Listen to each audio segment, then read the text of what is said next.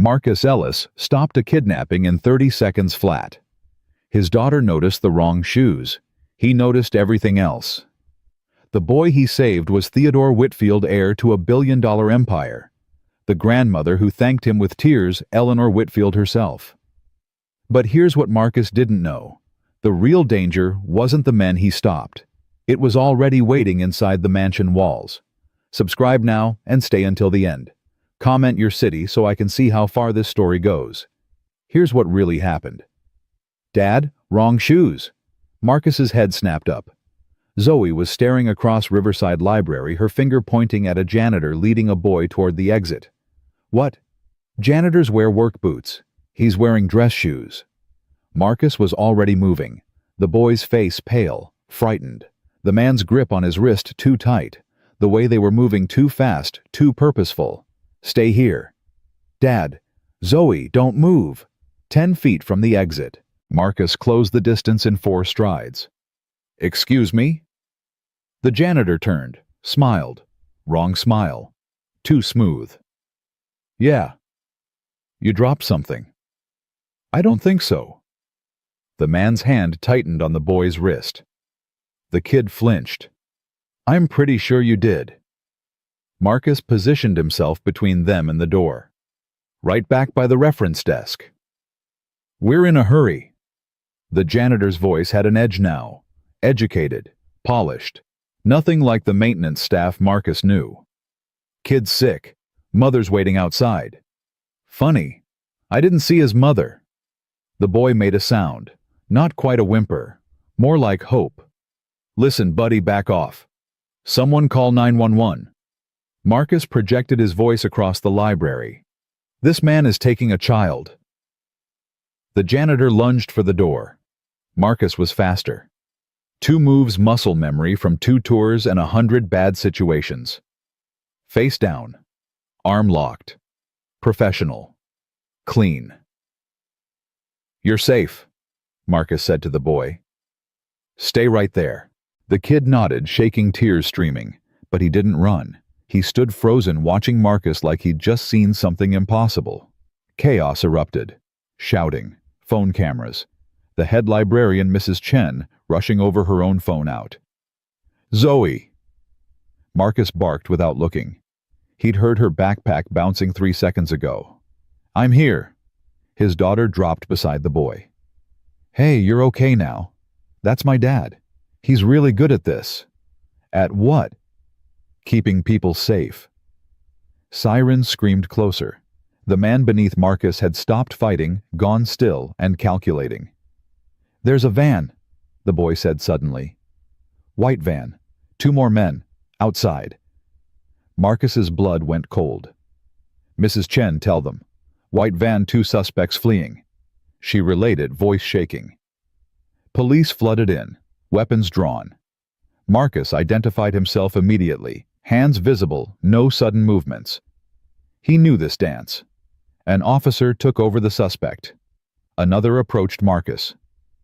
We need your statement. The boy first. Medical attention. Now.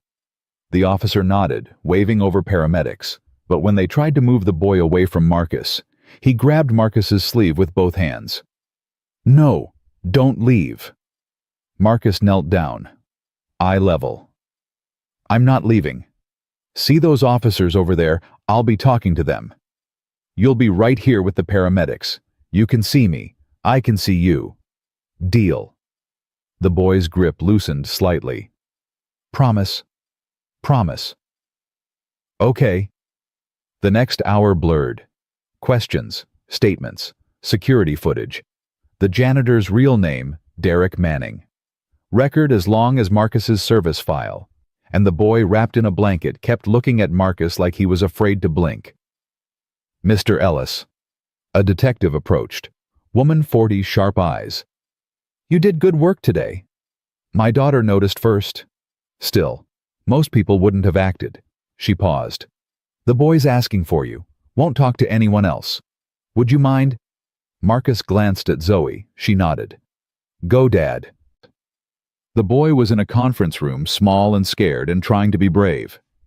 You came back. Told you I would. Marcus sat down. How you feeling? Better. Now. A child advocate sat nearby with another detective. Theo, we need to ask you questions. Is that okay? Theo looked at Marcus. Marcus nodded. Okay. Tell us what happened. From the beginning. I was at recess, 3rd grade. My teacher said someone from my grandmother's office came to pick me up early. Doctor's appointment. Theo's voice stayed steady, but his hands shook. But when I got to the office, it wasn't anyone I knew. It was that man. He said my grandmother sent him. Marcus leaned forward. Did he say her name? Yes, Eleanor Whitfield, and he knew my name, where I lived, my teacher's name, everything. The detective's pen stopped moving. He knew everything. Everything. He said Grandma was worried about me, that she wanted me to come home early. Mrs. Morrison believed him. I believed him. Theo's voice cracked. How did he know all that? No one answered, because they were all thinking the same thing inside information. He took me to a van, 2 other men. They gave me juice and I got sleepy. When I woke up, we were here. The janitor uniform. He said we'd wait until it was safe to leave town. He said if I screamed, they'd hurt Grandma. Did they say anything else? The detective asked. Anything about why? One of them was on the phone. He said payment and delivery and something about making the call tonight. Marcus's stomach dropped. Payment. Delivery. Professional language. This wasn't random. Theo, the detective said carefully. Who exactly is your grandmother? Eleanor Whitfield. The room went silent. Jesus Christ, the younger detective muttered. She's just Grandma to me, Theo said quietly. She makes hot chocolate. We watch documentaries. She's not scary. Marcus heard himself ask, Where are your parents, Theo? Dead. Car accident when I was 5. Both of them. Same car. Date night. Theo's voice went flat, practiced. The voice of a kid who'd told this story too many times. It's just me and Grandma now. The door burst open. A woman swept in. Silver hair, designer suit, face ravaged with terror. Theo. Grandma. Eleanor Whitfield crossed the room in 4 strides and dropped to her knees, pulling Theo against her chest. Oh God, baby, are you hurt? I'm okay. This man saved me. Him and his daughter. Eleanor's head turned. Her eyes locked on Marcus, red-rimmed but sharp, assessing. You. Marcus stood. Marcus Ellis, ma'am? The police told me what you did. Her voice shook. How you saw. How you stopped them. My daughter noticed the shoes first. Where is she? Outside. Bring her here, please. Marcus brought Zoe in. His daughter entered with her chin up, trying to look confident. Eleanor Whitfield Billionaire knelt down again. Hello, sweetheart. I'm told you saved my grandson's life today. I just noticed his shoes were wrong, Zoe said. Dad did the scary part. You noticed. That's what mattered. Eleanor's voice cracked. Thank you. Thank you so much. You're welcome. Theo seems really nice. He is. Eleanor stood wiping her eyes. He's everything. The hours that followed were controlled chaos. More police. FBI. Senior detectives with hard faces and harder questions. The white van had been found abandoned 3 miles away. No prints. No trace. Professional. Marcus gave his statement 4 times to 4 different people. Each time the questions got sharper. Mr. Ellis, you said you served 2 tours in Afghanistan. Yes. Combat experience. Yes. Including hand-to-hand. Yes. Why? Just trying to understand your training. Your reaction time was impressive. Marcus didn't like where this was going. I saw a child in danger. I acted. That's all. Of course. But the detective's eyes said something else. Something like, we're watching you. Through it all, Theo stayed close to Marcus. Even with Eleanor right there. Even with doctors and psychologists and a dozen people trying to help. The boy had latched onto Marcus like a lifeline.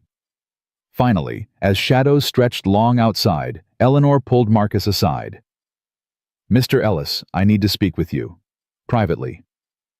They stepped into an empty office. Eleanor closed the door. "I don't know how to thank you for saving Theo's life."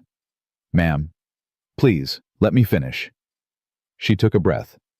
"Everything I have, everything I've built means nothing if Theo isn't safe, and you kept him safe. I did what anyone would." "No." Her voice went sharp. "No, you didn't. Most people would have looked away, assumed everything was fine, minded their own business. You acted." Marcus said nothing. "I want to do something for you. For your daughter, money, trust funds, education." "No." Eleanor blinked. "No. Protecting a child isn't something you pay for, ma'am. It's not a transaction.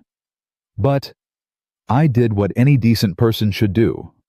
If you want to thank me, raise the standard of what decent means." Eleanor stared at him. Then impossibly she smiled, sad, weary, but genuine. "You're a rare man, Marcus Ellis. I'm just a dad. A dad who's doing something very right." She paused. "Would you at least let me buy you and Zoe dinner after this nightmare?" Marcus hesitated. Zoe was hungry. He could tell by the way she kept eyeing the vending machine. "Nothing fancy," he said. "Nothing fancy." Eleanor agreed. "I know a place." The place was a diner 3 blocks away. Red vinyl booths, laminated menus, a waitress who called everyone honey. Eleanor Whitfield in her designer suit and pearls slid into a booth like she'd done it 1,000 times. "I grew up near here," she said, catching Marcus's look. "Before everything else, I was just Eleanor Reeves eating pancakes after school." "You never told me that," Theo said. "There are lots of things I haven't told you yet, stories for when you're older." They ordered burgers and milkshakes. The tension started to ease. Zoe and Theo discovered they both loved drawing. Eleanor asked Marcus about his service. He gave her the clean version. "And your wife," Eleanor asked gently, "died 3 years ago. Cancer. Fast." "I'm sorry." "Me too. But Zoe keeps me going." Eleanor's eyes softened. "Theo is my reason. After losing my son and daughter-in-law, he's all I have left. He's everything." They sat in silence. 2 people bonded by grief and love and the fierce need to protect what remained. Eleanor's phone buzzed. She glanced at it, frowned, looked up at Marcus with an expression he couldn't read. "Mr. Ellis, I need to ask you something unusual." "Okay." "Theo hasn't slept well since his parents died. Nightmares. And tonight?" She paused. "Tonight I know he won't sleep at all. Not after this. He'll be terrified someone will come back." Marcus could see where this was heading. "He feels safe with you," Eleanor continued. "I don't understand why, but it's there. I'm asking parent to parent, would you consider staying nearby tonight at my home? Guest rooms. Complete privacy. Just so Theo knows you're close." Marcus looked at Zoe. She was watching him with wide, hopeful eyes. "Dad, Theo needs us." That was the thing about his daughter. She always saw straight to the heart of things. "One night," Marcus said. Eleanor's relief was visible. "Thank you. Truly." They finished dinner. Eleanor paid insisted, and they followed her car north along the coast road. The mansion appeared gradually Gates' security booth, winding driveway, and then the house itself. Whitfield Point. Marcus had seen pictures in magazines. They didn't do it justice. "Jesus," Zoe whispered. "Language," Marcus said automatically, but his heart wasn't in it. He was too busy noticing everything else. The security guard at the gate. Young, nervous. Radio clipped to his belt, but his hand hovering near it like he didn't trust it. The driveway cameras. 3 visible, which meant 6 total probably. But one was angled wrong. 30 degrees off-center. The front entrance, marble, grand, and a single light flickering in the east wing. Just one. Marcus's instincts, the ones that had kept him alive in Kandahar and Helmand, started whispering. Something's wrong here. Eleanor led them inside. A man in a black suit met them in the foyer. 40, fit, cold eyes, gold security badge on his lapel. Mrs. Whitfield, thank God Theo is safe. Travis, this is Marcus Ellis and his daughter Zoe. They'll be staying in the guest wing tonight. Travis's eyes swept over Marcus. Professional assessment. Former military. Marcus recognized the look. Of course. Travis extended his hand. Travis Clean, head of security. Marcus shook it. Firm grip. Too firm. Compensating for something. Mr. Ellis, I'd like to speak with you tomorrow about today's incident. Security protocols need updating. Sure, Marcus said. But he was thinking, where were you when Theo was grabbed from school? Another man appeared. 50s, expensive suit, slicked back hair. He shook Marcus's hand too hard. Pierce Langley, CFO. Remarkable work today, Mr. Ellis. Remarkable. Excellent optics for the company. Optics? Marcus's voice went flat. Pierce? Eleanor's voice carried a warning. Marcus didn't do this for optics. Of course not. Of course not. Just saying from a PR perspective. Good night, Pierce. Pierce nodded, flashed a smile that didn't reach his eyes, and disappeared down a hallway. Eleanor showed them to the guest wing. 2 bedrooms, bathroom, sitting room. More space than Marcus's entire house. If you need anything, press 9 on any phone. Someone will answer. Thank you, Mrs. Whitfield. Eleanor, please. After today, I think we're past formalities. She left. Marcus checked the rooms, windows, locks, exit routes, old habits. Zoe appeared in the doorway. Dad, this is insane. Yeah. Theo's really scared. Can I stay with him for a bit? Just until he falls asleep. Marcus started to say no, then remembered the look in Theo's eyes, the desperate hope. 30 minutes, then bed. Zoe hugged him and ran off. Marcus could hear her voice down the hall, bright and comforting, talking to Theo about something happy. He stood at the window looking out at the ocean, and his instincts kept whispering. The security guard's nervousness, the misaligned camera, Travis Clean's too firm handshake, Pierce Langley's talk about optics, and Derek Manning's knowledge, knowing Eleanor's name, Theo's schedule, everything. How did he know Marcus pulled out his phone, searched Derek Manning's name, criminal record, assault, extortion, but nothing about kidnapping, nothing about children, until 3 years ago. One charge, dropped, insufficient evidence, working for a private security firm. Marcus's blood went cold. Which firm? He dug deeper, found it buried in a court filing. Sentinel Protection Services. He searched that name, found a client list. Corporate security, private estates, high net worth individuals. And there buried on page 3 of results, a newspaper article from 4 years ago. Whitfield Estate upgrades security partners with Sentinel Protection. Marcus stared at his phone. Derek Manning had worked for the same firm that used to protect the Whitfield Estate. He knew the layout, the schedules, the protocols, because he'd helped design them. A knock on his door made him jump. Mr. Ellis. It was Anna Eleanor's assistant. Young woman, kind eyes. Mrs. Whitfield asked me to bring you towels. Thank you. Marcus took them. Anna, can I ask you something? Of course. How long have you worked for Mrs. Whitfield? 5 years, since right after Theo's parents died. And the security team?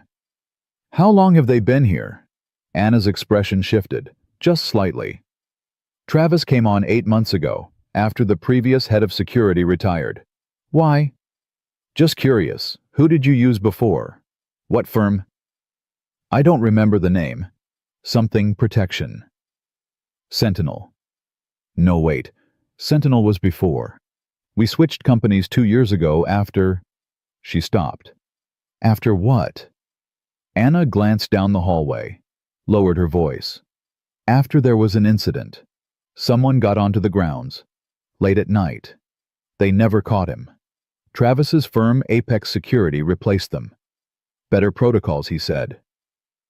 Did he get inside the house? No, just the grounds. But it scared Mrs. Whitfield. She was very specific about the new security. Theo's safety above everything.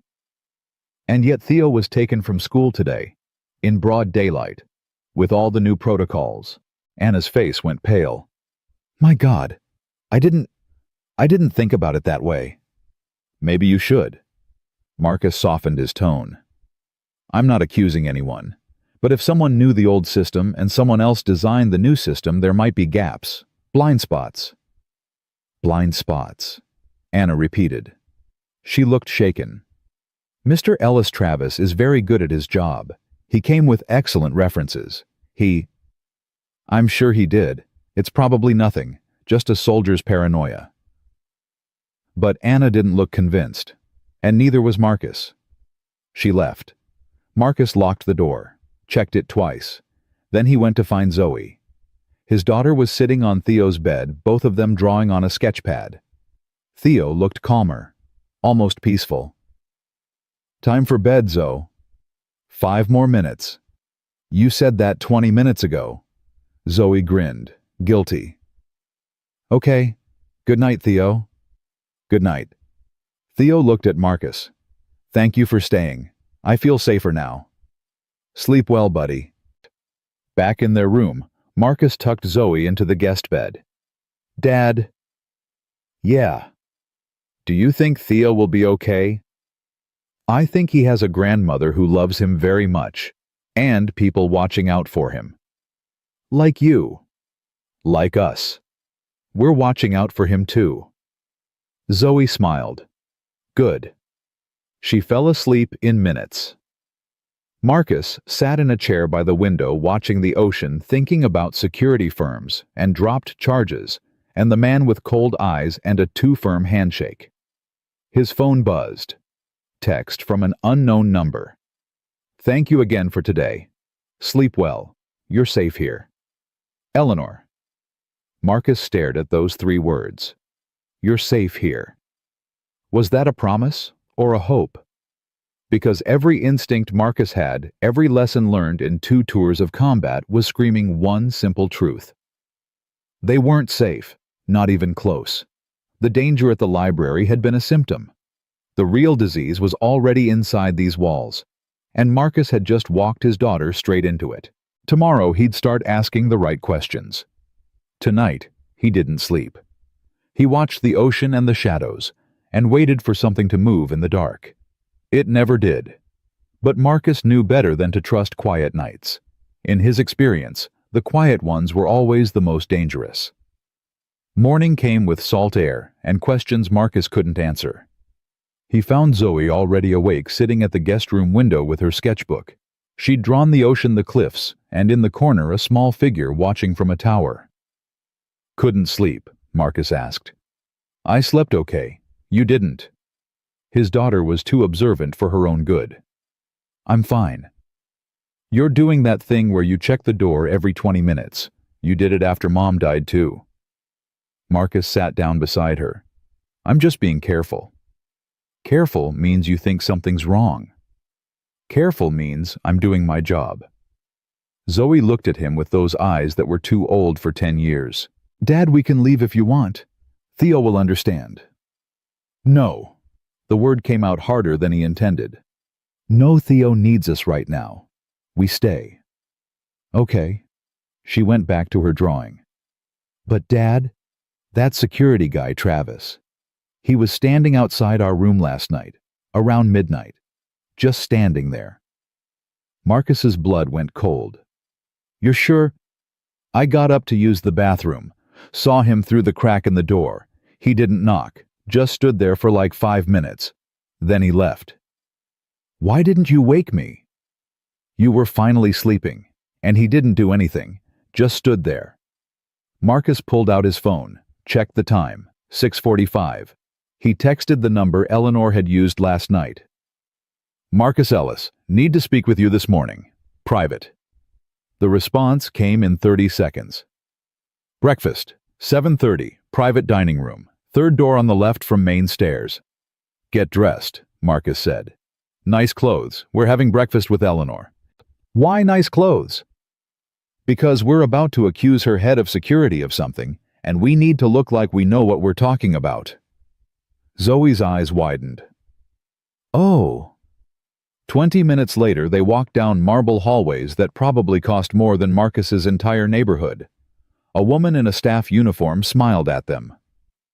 Good morning. Mrs. Whitfield is expecting you. The private dining room was smaller than Marcus expected. Intimate. Eleanor sat at one end of a table that could seat 8. Theo was beside her pushing scrambled eggs around his plate. Marcus, Zoe, please sit. Eat. They sat. A staff member appeared with coffee juice, more eggs, bacon, fresh fruit. Marcus waited until the woman left before speaking. Mrs. Whitfield. Eleanor. Eleanor, we need to talk about your security. Her expression shifted, guarded. What about it? Where was Travis Clean yesterday when Theo was taken? Eleanor's coffee cup paused halfway to her lips. He was here, managing the estate security. And where was the rest of your security team? Marcus, I don't understand. Eleanor. Marcus kept his voice calm, professional. Your grandson was taken from school in broad daylight. Someone knew his schedule, his teacher's name, your name, everything. That's not luck. That's inside information. Theo had stopped eating, watching them with wide eyes. Travis has been thoroughly vetted, Eleanor said. His background check. Derek Manning worked for Sentinel Protection Services, the same firm that used to handle security for this estate 4 years ago. Eleanor went very still. How do you know that? I looked him up last night, found his employment history buried in court records. He knew your old security protocols because he helped design them. But we switched companies 2 years ago. Travis's firm? Apex Security. I know, but Travis wasn't here yesterday when it mattered. And last night he was standing outside my daughter's room at midnight, just standing there, not knocking, not checking, just watching. Eleanor's face had gone pale. She looked at Theo, then back at Marcus.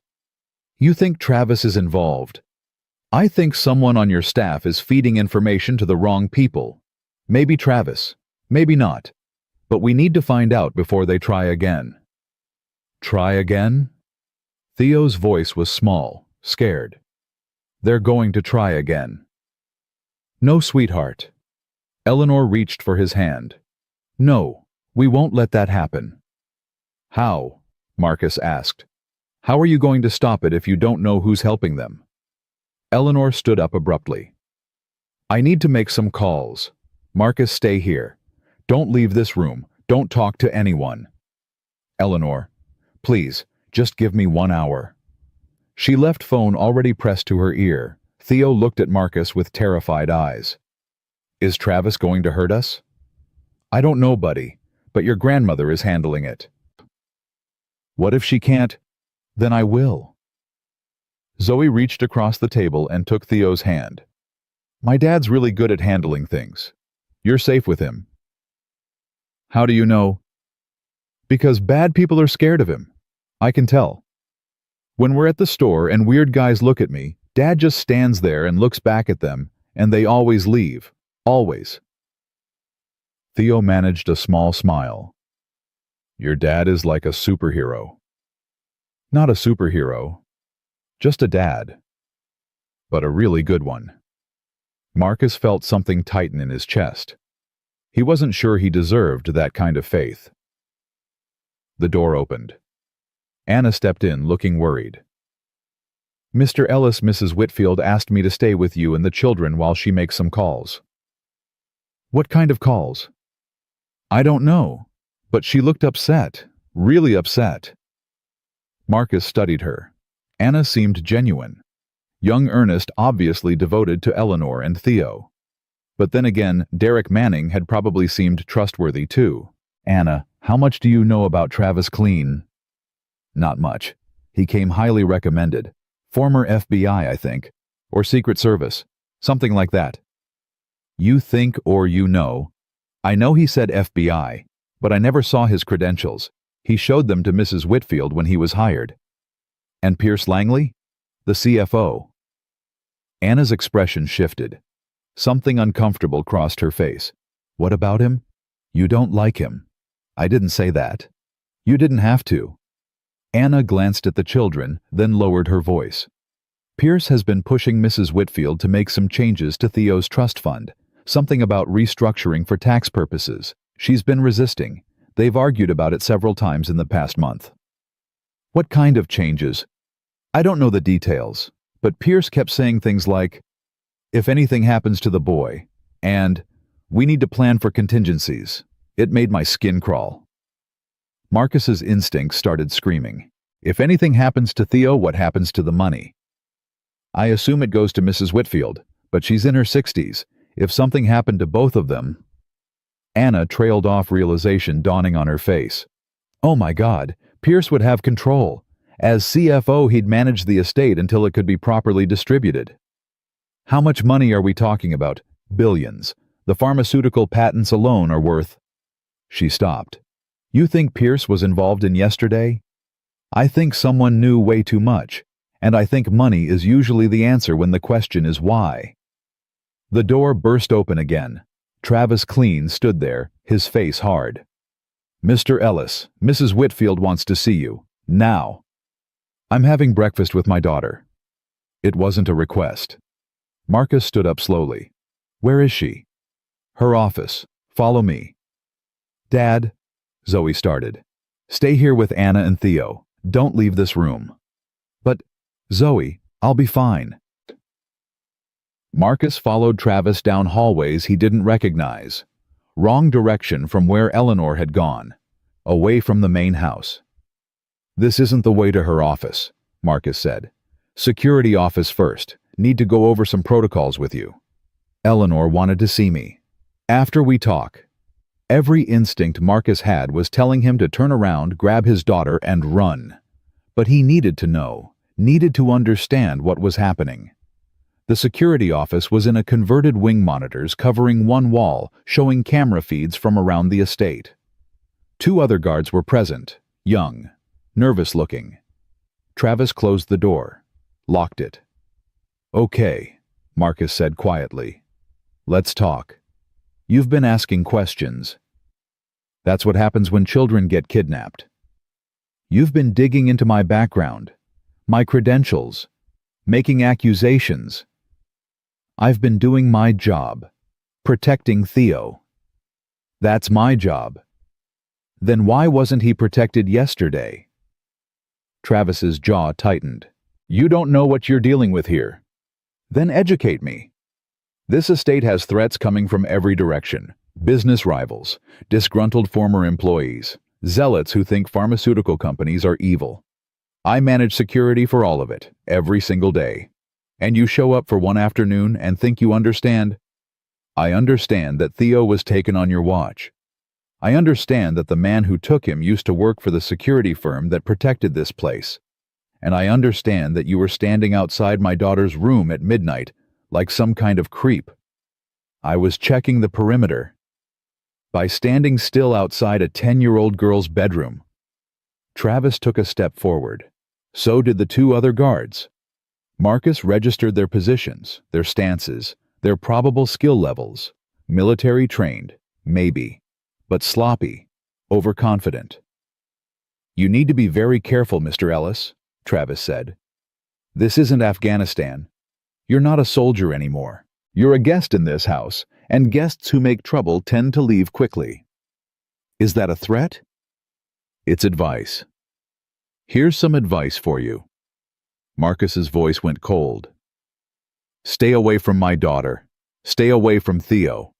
And if I find out you're involved in what happened yesterday, there's not a security team in the world that'll keep you safe from me. Travis smiled. It wasn't a nice smile. Tough talk for a widower with PTSD. Marcus moved before anyone could react. One step. Hand on Travis's collar. Pressure point on his neck. Travis gasped, eyes going wide. "I don't have PTSD," Marcus said quietly. "I have experience. There's a difference. Now unlock that door before I make you." One of the guards moved. Marcus shifted, his grip twisted, and Travis yelped in pain. "Don't," Marcus said to the guard. "Just don't." The guard froze. "Unlock the door."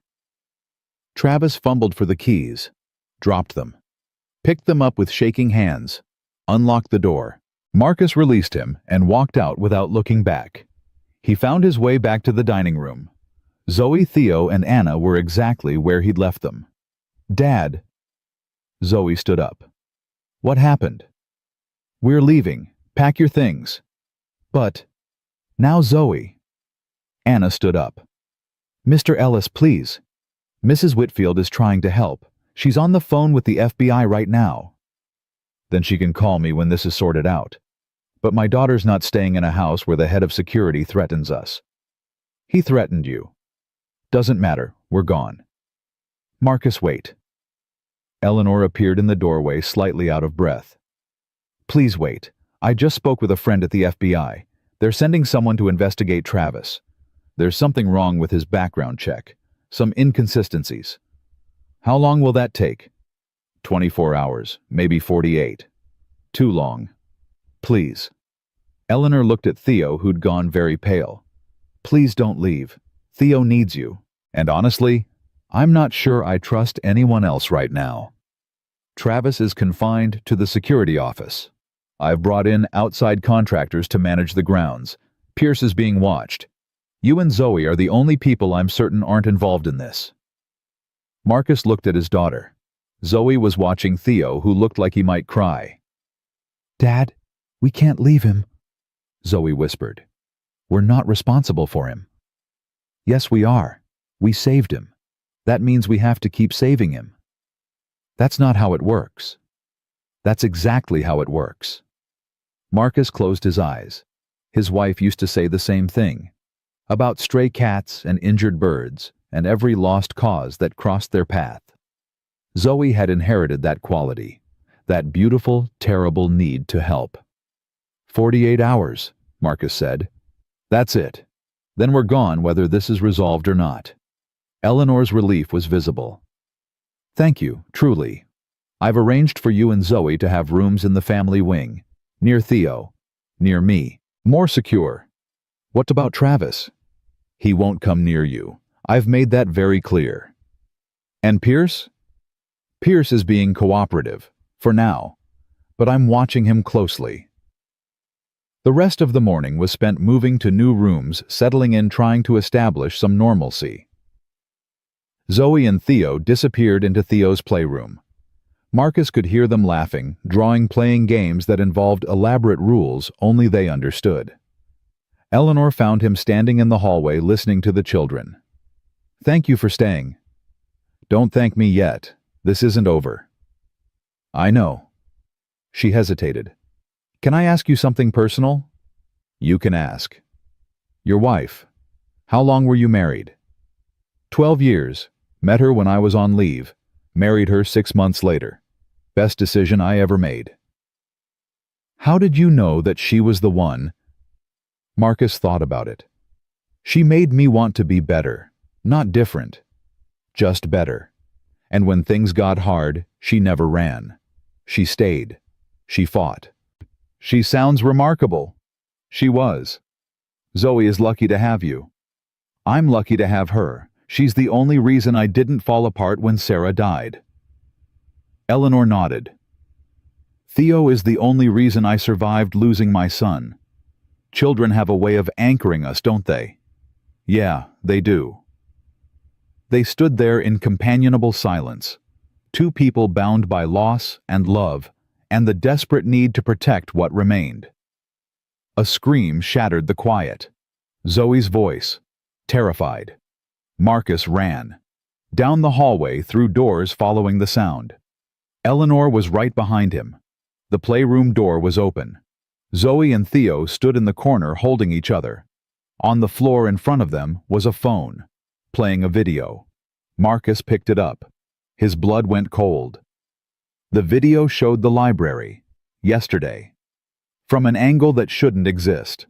Someone had been filming from inside the library, filming Theo, filming the attempted kidnapping, filming Marcus's intervention, and now someone had sent it to Theo's tablet, along with a message.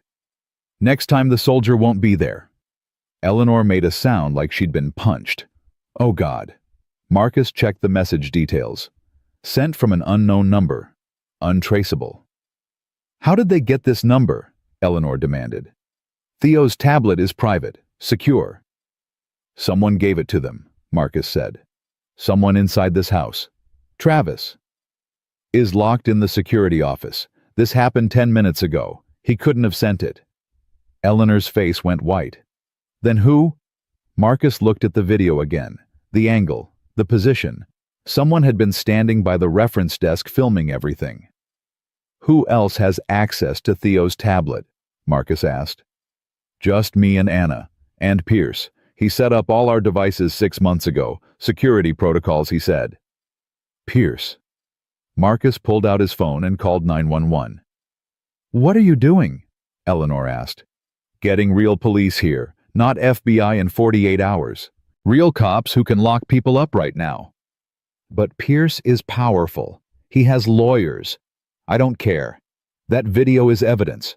That message is a threat. He sent it, or he knows who did. The operator answered. Marcus gave the address, explained the situation. Eleanor took the phone and confirmed everything. Her voice was shaking but firm. They're sending officers now, she said when she hung up. 20 minutes. We need to find Pierce, before he runs. Anna appeared in the doorway. Mrs. Whitfield, Pierce just left. I saw him from the window, his car. He was driving fast. Call him, Marcus said to Eleanor. Keep him on the phone. Tell him anything. The FBI cleared him. You need his help. Whatever it takes to bring him back. Eleanor dialed, waited. Pierce. Yes, it's me. No, you're not in trouble. I was wrong. The FBI said Travis is the problem, not you. Can you come back? I need your help managing this. Please. She listened. Her face went pale. Pierce says he's already gone. He's at the airport. Says he needs to visit the West Coast office for a few days. He's running, Marcus said. Tell him, Eleanor interrupted. Pierce, they just sent me something. A threat. On Theo's tablet. I don't know how to trace it. You set up all our devices. Please, I need you to... She stopped. Listened. Her hand started to shake. What did he say? Marcus asked. Eleanor lowered the phone. He said, you should have accepted the restructuring proposal. This could have been so much simpler. He admitted it.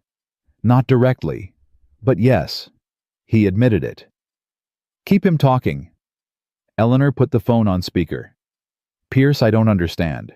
What does the restructuring have to do with this? Pierce's voice came through smooth and cold. Eleanor, you're a brilliant woman. Surely you've figured it out by now. The pharmaceutical division is worth $8 billion. The patents, the pipeline, the infrastructure. But you won't sell. Won't restructure. Won't do anything except sit in that mansion and play grandmother while the company stagnates. So you tried to kidnap my grandson. I tried to motivate you. Make you see reason. If Theo had disappeared for a few days, you would have been desperate, willing to sign anything, do anything, and then he would have been safely returned and everyone would have been happy. Except Derek Manning failed, Marcus said, speaking directly into the phone. And now Theo's still here and you're running. Who is this? The soldier who stopped your plan, Marcus Ellis. Pierce laughed. An ugly sound. The hero. How noble. Well, Mr. Ellis, you may have stopped Derek, but you can't stop what's already in motion. The contracts are signed. The transfers are authorized. By tomorrow morning, I'll have control of enough company assets to force a board vote. Eleanor will be out. Theo will be irrelevant. And I'll be running the largest pharmaceutical company on the East Coast. Not if you're in prison, Eleanor said. For what? A vague phone call. A video I didn't send. Good luck proving anything. My lawyers will tie you up in court for years. Marcus grabbed the phone. Pierce listened to me very carefully. I've spent 2 tours hunting men who thought they were untouchable. I found every single one of them. You're not special. You're just another criminal who got too greedy. And when the police track you down, and they will, I'm going to make sure Theo testifies about every threat, every message, every moment of terror you caused him. You're going to spend the rest of your life in a cell. Silence on the other end. Then Pierce spoke again, and the smooth confidence was gone. You don't understand what you've done. The people I'm working with, they don't stop. Derek was just the first wave. There are others, and they will finish this. The line went dead. Eleanor stared at the phone. Others? He's bluffing, Marcus said, but his voice lacked conviction. What if he's not? Then we deal with it, together.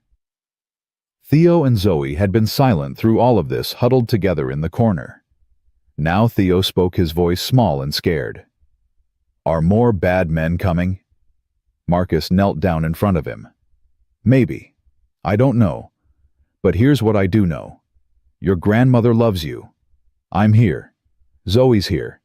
The police are coming, and we're not going to let anyone hurt you. Understand? You promise? I promise. But you promised to stay just one night. Now you're promising to keep me safe. What if you have to leave? What if... Theo. Marcus put his hands on the boy's shoulders. Look at me. I'm not leaving until you're safe. And neither is Zoe. We're here. For as long as you need us. Theo threw his arms around Marcus's neck. The boy was crying, shaking, holding on like Marcus was the only solid thing in a world that had turned to quicksand. Marcus held him. Let him cry.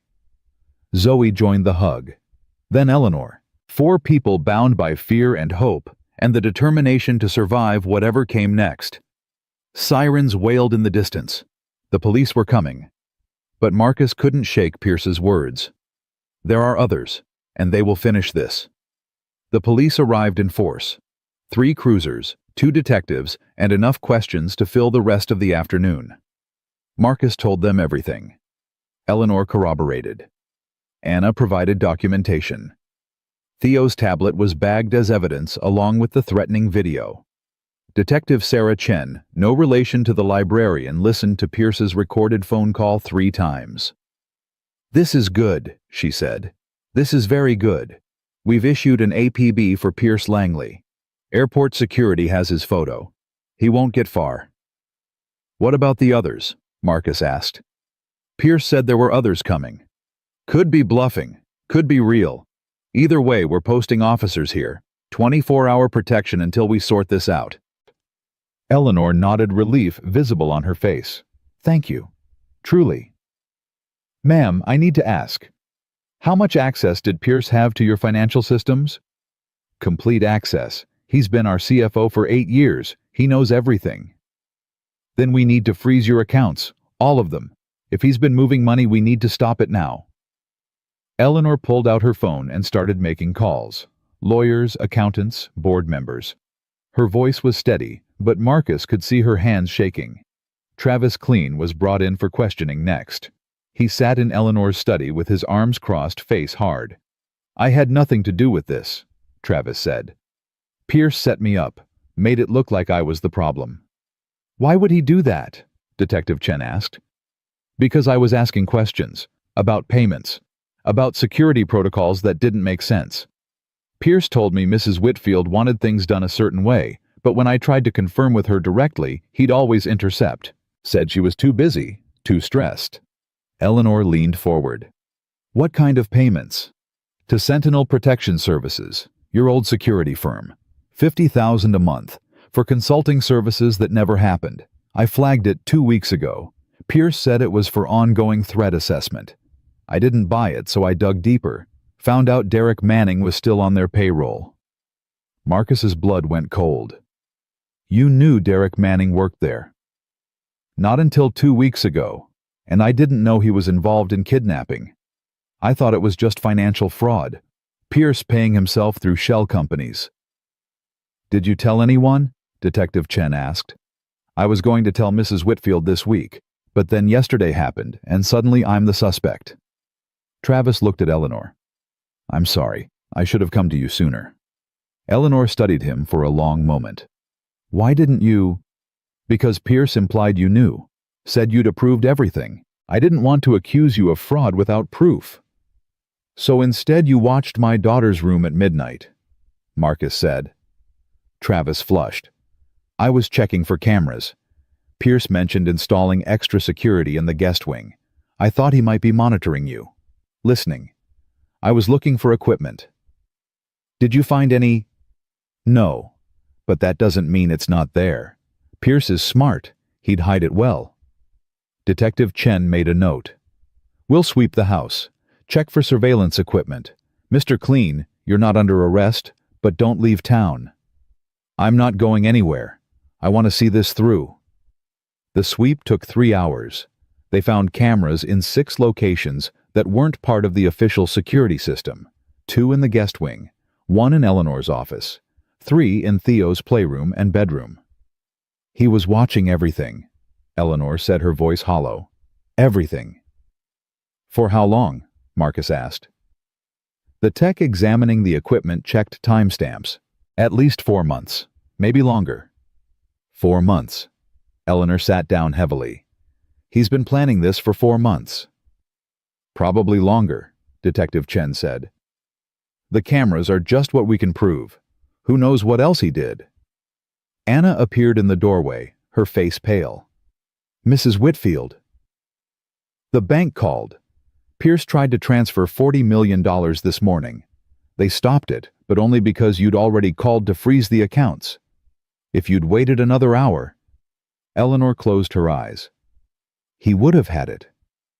He was thorough, Marcus said. I'll give him that. Thorough? Eleanor's voice cracked. He terrorized my grandson. He put cameras in his bedroom. He tried to steal from us. And you call that thorough? I call it calculated, which means he's not done. Men like Pierce don't leave loose ends. The police are here. We're safe. Are we? Marcus gestured to the officers standing by the windows. Pierce knows this house. He knows the security. He knows where the blind spots are. And if he's working with others like he said, they know everything he knows. So what do? We assume the worst. We prepare for an attack, and we don't let the kids out of our sight. The afternoon dragged into evening. Theo and Zoe stayed close, drawing pictures that got progressively darker. Zoe drew a castle under attack. Theo drew a boy hiding in a tower. They didn't talk much, just sat together, sharing the kind of silent companionship that came from shared trauma. Marcus checked the perimeter every hour. The police presence was visible, but not overwhelming. 2 officers at the front gate, 1 at the back entrance, 2 more patrolling the grounds. Not enough if someone was serious about getting in. Eleanor found him standing at a window watching the sunset over the ocean. You think they're coming tonight? She said. It wasn't a question. I think if I were Pierce, and I'd just lost $40 million, I'd be desperate. And desperate men do desperate things. The police are here. The police can be distracted. You're scaring me. Good. Scared people are careful people. Marcus turned to face her. Eleanor, I need you to be honest with me. Is there anything else Pierce might know? Anything he could use? Like what? Safe rooms, emergency exits, weak points in the security system. Anything. Eleanor thought about it. There's a panic room, off my bedroom. Reinforced door, separate phone line supplies for 3 days. Pierce designed it 2 years ago. He designed it? Yes. Why? Because if he designed it, he knows how to compromise it. What about exits? Service tunnels. They run under the estate, connect to the boathouse on the beach. Old smugglers' routes from when this was a speakeasy. Pierce know about those? I showed him during the security upgrade. He said we should seal them. I never got around to it. Marcus felt ice forming in his veins. Eleanor, those tunnels are how they'll get in.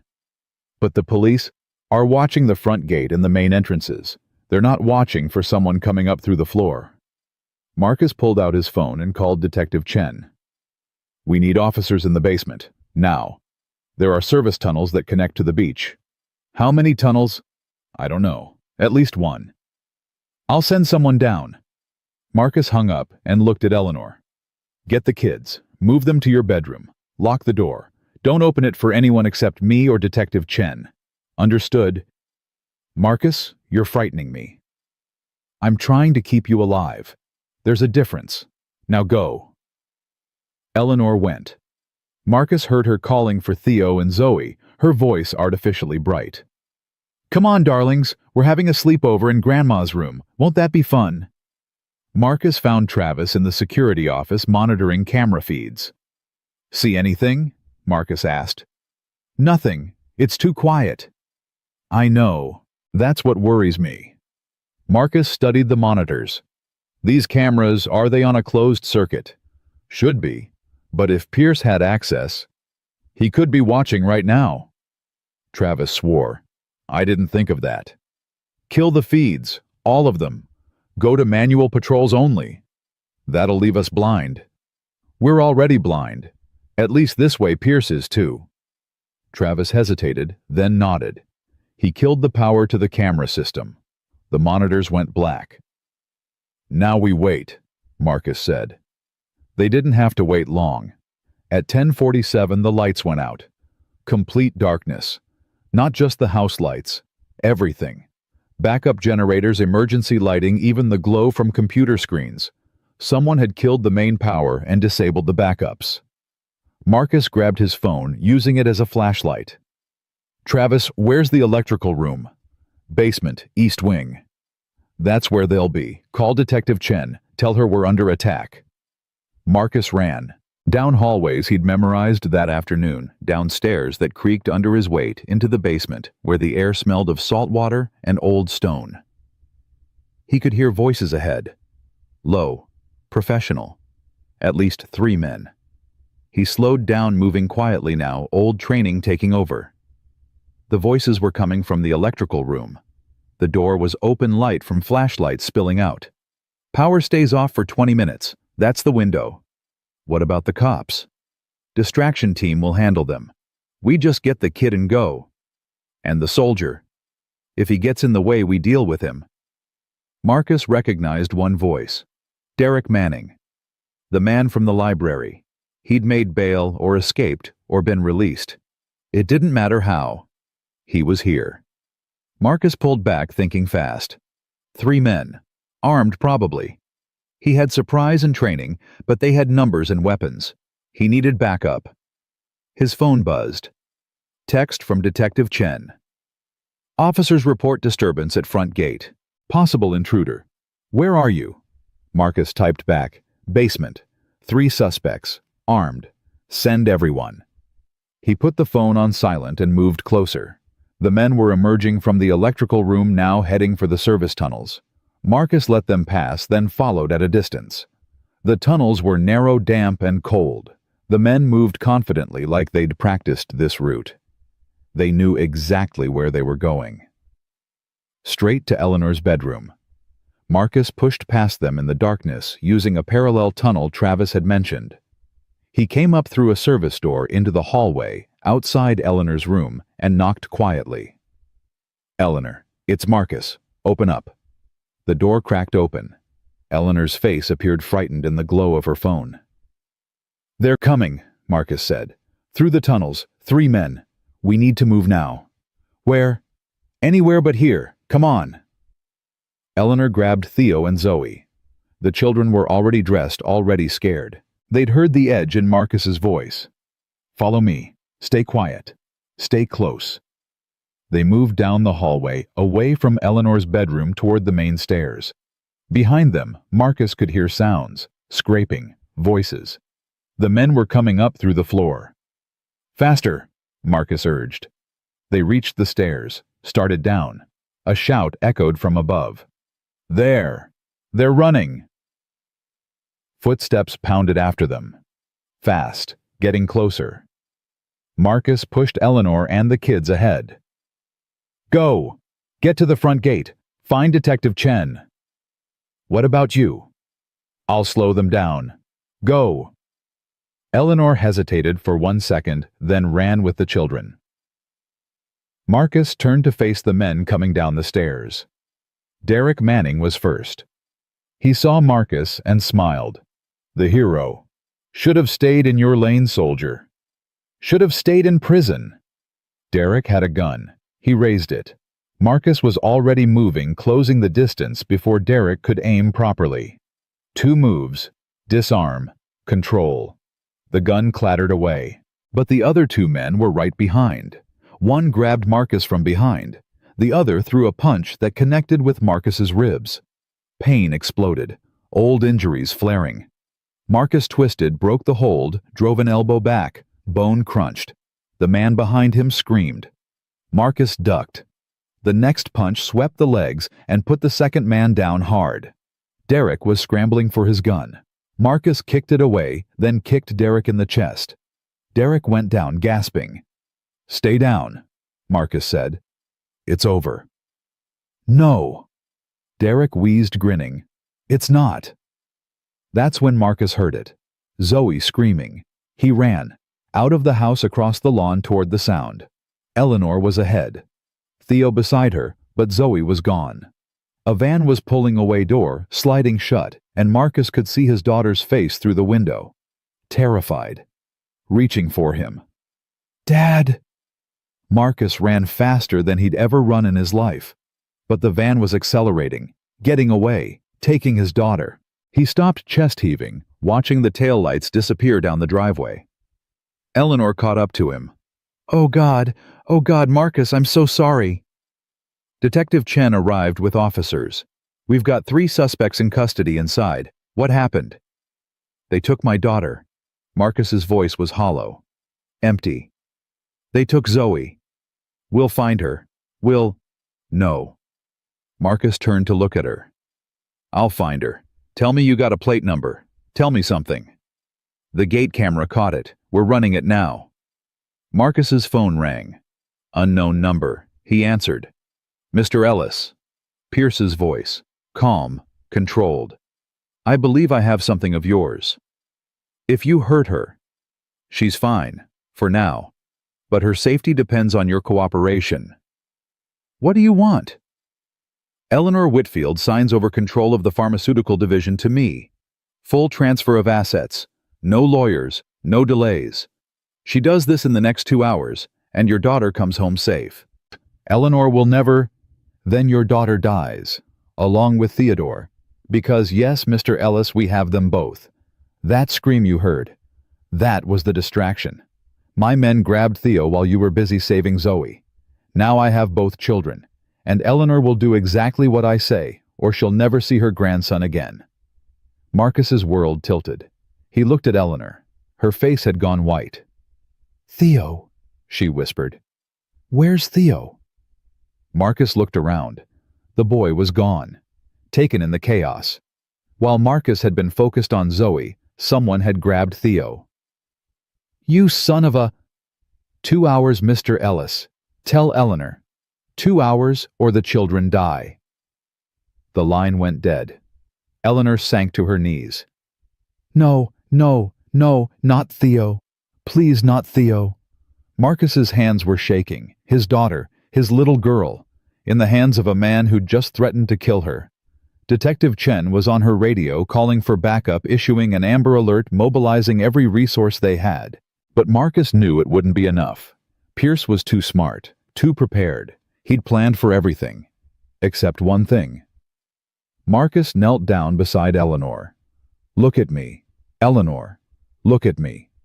She raised her eyes, devastated, broken. "We're going to get them back," Marcus said. "Both of them, I promise you." How, how can you promise that? Because Pierce made a mistake. He took my daughter, and there's nowhere on earth he can hide from me now. But 2 hours is enough time, more than enough. Marcus stood up, pulled Eleanor to her feet. Where would Pierce take them? Think. He knows this area. He has connections. Where would he feel safe? I don't know. I don't... Eleanor stopped. The boathouse. The old boathouse at the end of the property. It's been abandoned for years, but it's still structurally sound. Pierce asked about renovating it 6 months ago. Said it could be a guest house. How do we get there? Service road. Runs along the cliff, but it's dangerous at night. I don't care about dangerous. I care about my daughter. Anna appeared running across the lawn. Mrs. Whitfield, I found something.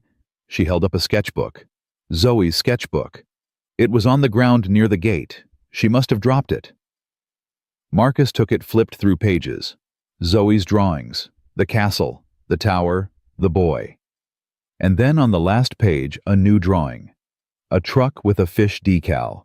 3 words underneath. Follow the song. Marcus stared at it. What song? The lullaby, Anna said quietly. The one Theo's mother used to sing to him. I told Zoe about it yesterday. She asked what it was called. Why would she write that? Because she heard it. Eleanor's voice was shaking. Someone's been humming that lullaby. In the house. I heard it too, but I thought I was imagining it. Who knew that song? Marcus demanded. Just family. And Derek Manning. He worked here 4 years ago. Before he left Sentinel, he would have heard Theo's mother singing it.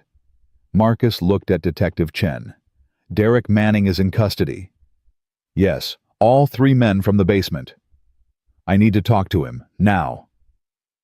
They brought Derek to a police car. He was handcuffed, bleeding from his nose where Marcus had hit him. He smiled when he saw Marcus. Missing something, soldier. Marcus grabbed him through the open car door. Where are they? Go to hell. Derek. Marcus's voice went quiet. Dangerous. You have 5 seconds to tell me where my daughter is before I forget every rule of engagement I ever learned. Tough talk. But you won't do anything, not with cops watching. Marcus looked at Detective Chen. Turn around. Mr. Ellis. Please, turn around. Chen hesitated, then turned her back. The other officers followed her lead. Marcus pulled Derek halfway out of the car. You want to test me? My daughter is out there, scared, probably crying, and you're going to tell me where she is, or I'm going to make you regret every choice you've ever made. Derek's smile faded. He saw something in Marcus's eyes, something that made him believe every word. The old boathouse, Derek whispered. End of the service road, but you're too late. Pierce is already there, and he's got 4 men with him. You go alone, you die. Then I die. Marcus released him, turned to Detective Chen. The boathouse, now. We need backup, SWAT team, negotiators. We don't have time. Pierce gave us 2 hours. We've already wasted 30 minutes. By the time SWAT gets here, my daughter will be dead. Mr. Ellis, I can't let you... You can't stop me. Marcus started walking toward his truck. You can either help me or get out of my way. Eleanor caught up to him. I'm coming with you. No, you're not. That's my grandson. And you'll get him killed if you come. Pierce wants you. You're the leverage. I'm just the obstacle. Then what am I supposed to do? Stay here. Sign whatever papers he wants. Stall. Give me time to get the kids out. How? I don't know yet, but I'll figure it out. Marcus climbed into his truck. Eleanor, I swear to you I will bring them home. She nodded, tears streaming down her face. Bring them all home. Marcus drove, fast, too fast, down the service road that twisted along the cliff edge. Detective Chen followed in her patrol car with 2 other officers. Not enough backup, but it was all they had. The boathouse appeared ahead. Dark. Silent. A single light visible through a cracked window. Marcus parked 50 yards away and approached on foot. Chen and her officers spread out covering the exits. Marcus reached the door. It was locked from the inside. He could hear voices. Pierce. And someone else. Crying. Zoe. His daughter was crying. Marcus didn't knock. Didn't announce himself. He kicked the door open and went in fast and low. The room opened up before him. Old. Decaying. Theo and Zoe were in the corner huddled together. Pierce stood near them with a phone in his hand. 2 men flanked him. Armed. Marcus? Pierce smiled. Right on time. But I said Eleanor should come, not you. She's signing the papers. Right now. Let the kids go. You think I'm stupid? You think I believe she's actually signing anything? Call her. Check. Pierce dialed. Waited. Eleanor. Are you signing good? Put your lawyer on. He listened. I see. Well, that's very cooperative of you. I'll send the children when the transfer clears. He hung up. She's actually doing it. I'm impressed. Then let them go. Not yet. Not until the money's in my account. Marcus took a step forward. The 2 men raised their weapons. Don't, Pierce warned. You're a good soldier, but you're not faster than bullets. Maybe not, but I bet you are. Marcus moved, not toward Pierce, toward the men with guns. He grabbed the first one's weapon, twisted, fired once. The second man went down. The first man swung at Marcus. Marcus blocked, struck back, and the man dropped. Pierce had backed toward the children. He had a gun now, too, pointed at Theo's head. Stop! Pierce's voice was shaking. Stop right now, or I swear to God I'll kill him. Marcus froze, 30 feet away, too far to reach Pierce before he could pull the trigger. Put the gun down, Pierce said. Kick it over here. Marcus hesitated. Do it, or he dies. Marcus put the gun down. Kicked it toward Pierce. Good. Now back up. Marcus backed up 2 steps. Pierce was sweating now. This wasn't supposed to happen. She was supposed to cooperate. Nobody was supposed to get hurt. You kidnapped children. I was solving a problem. The company is dying under Eleanor's leadership. I was trying to save it. By terrorizing a 10-year-old boy. He would have been fine. I would have returned him in 3 days, safe, healthy. And Eleanor would have learned her place. Her place. She's a figurehead, a name. She doesn't understand business, doesn't understand what needs to be done. Pierce's hand was shaking. The gun wavered. I built that company. Me, not her. She just inherited it. And you thought stealing it made you better. I was taking what was mine. While Pierce ranted, Marcus watched, calculated, the distance, the angle, Pierce's grip on the gun, and he noticed something else. Zoe was watching him, really watching, and she was holding Theo's hand, holding it tight. Marcus gave her a look. One eyebrow raised, a silent question. Zoe's eyes widened. Understanding. Marcus nodded once. Zoe pulled Theo down. Hard. Both children dropped to the floor.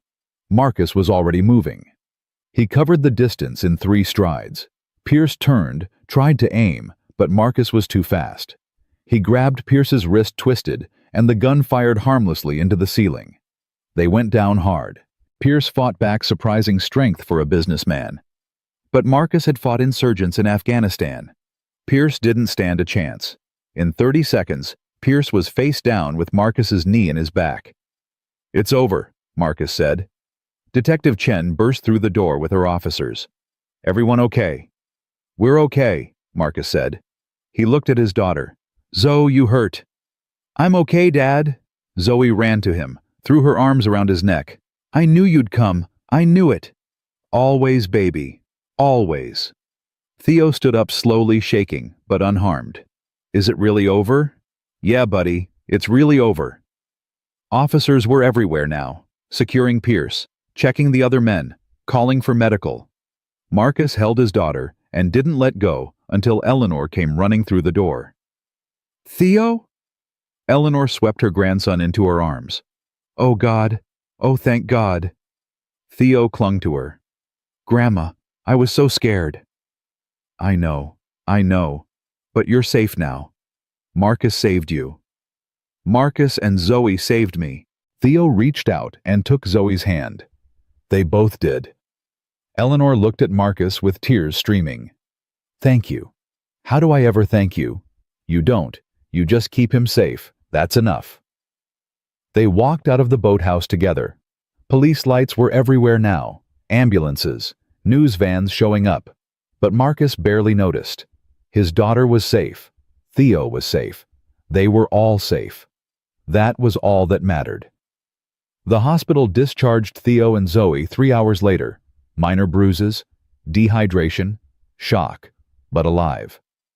The doctor spoke to Marcus and Eleanor in hushed professional tones about trauma counseling and follow-up appointments and watching for signs of PTSD. Marcus listened, nodded. But all he could think about was Zoe's hand in his warm and real and safe. "Mr. Ellis." The doctor touched his arm gently. "Are you hearing me?" "Yes. Counseling. Appointments. I'll make sure she goes. And you should consider it too. What you went through tonight, that's not something you just shake off." "I'm fine." "Dad." Zoe looked up at him with those two knowing eyes. "You're doing the thing again." "What thing?" "The thing where you pretend you're okay so I won't worry. But I can tell you're not okay.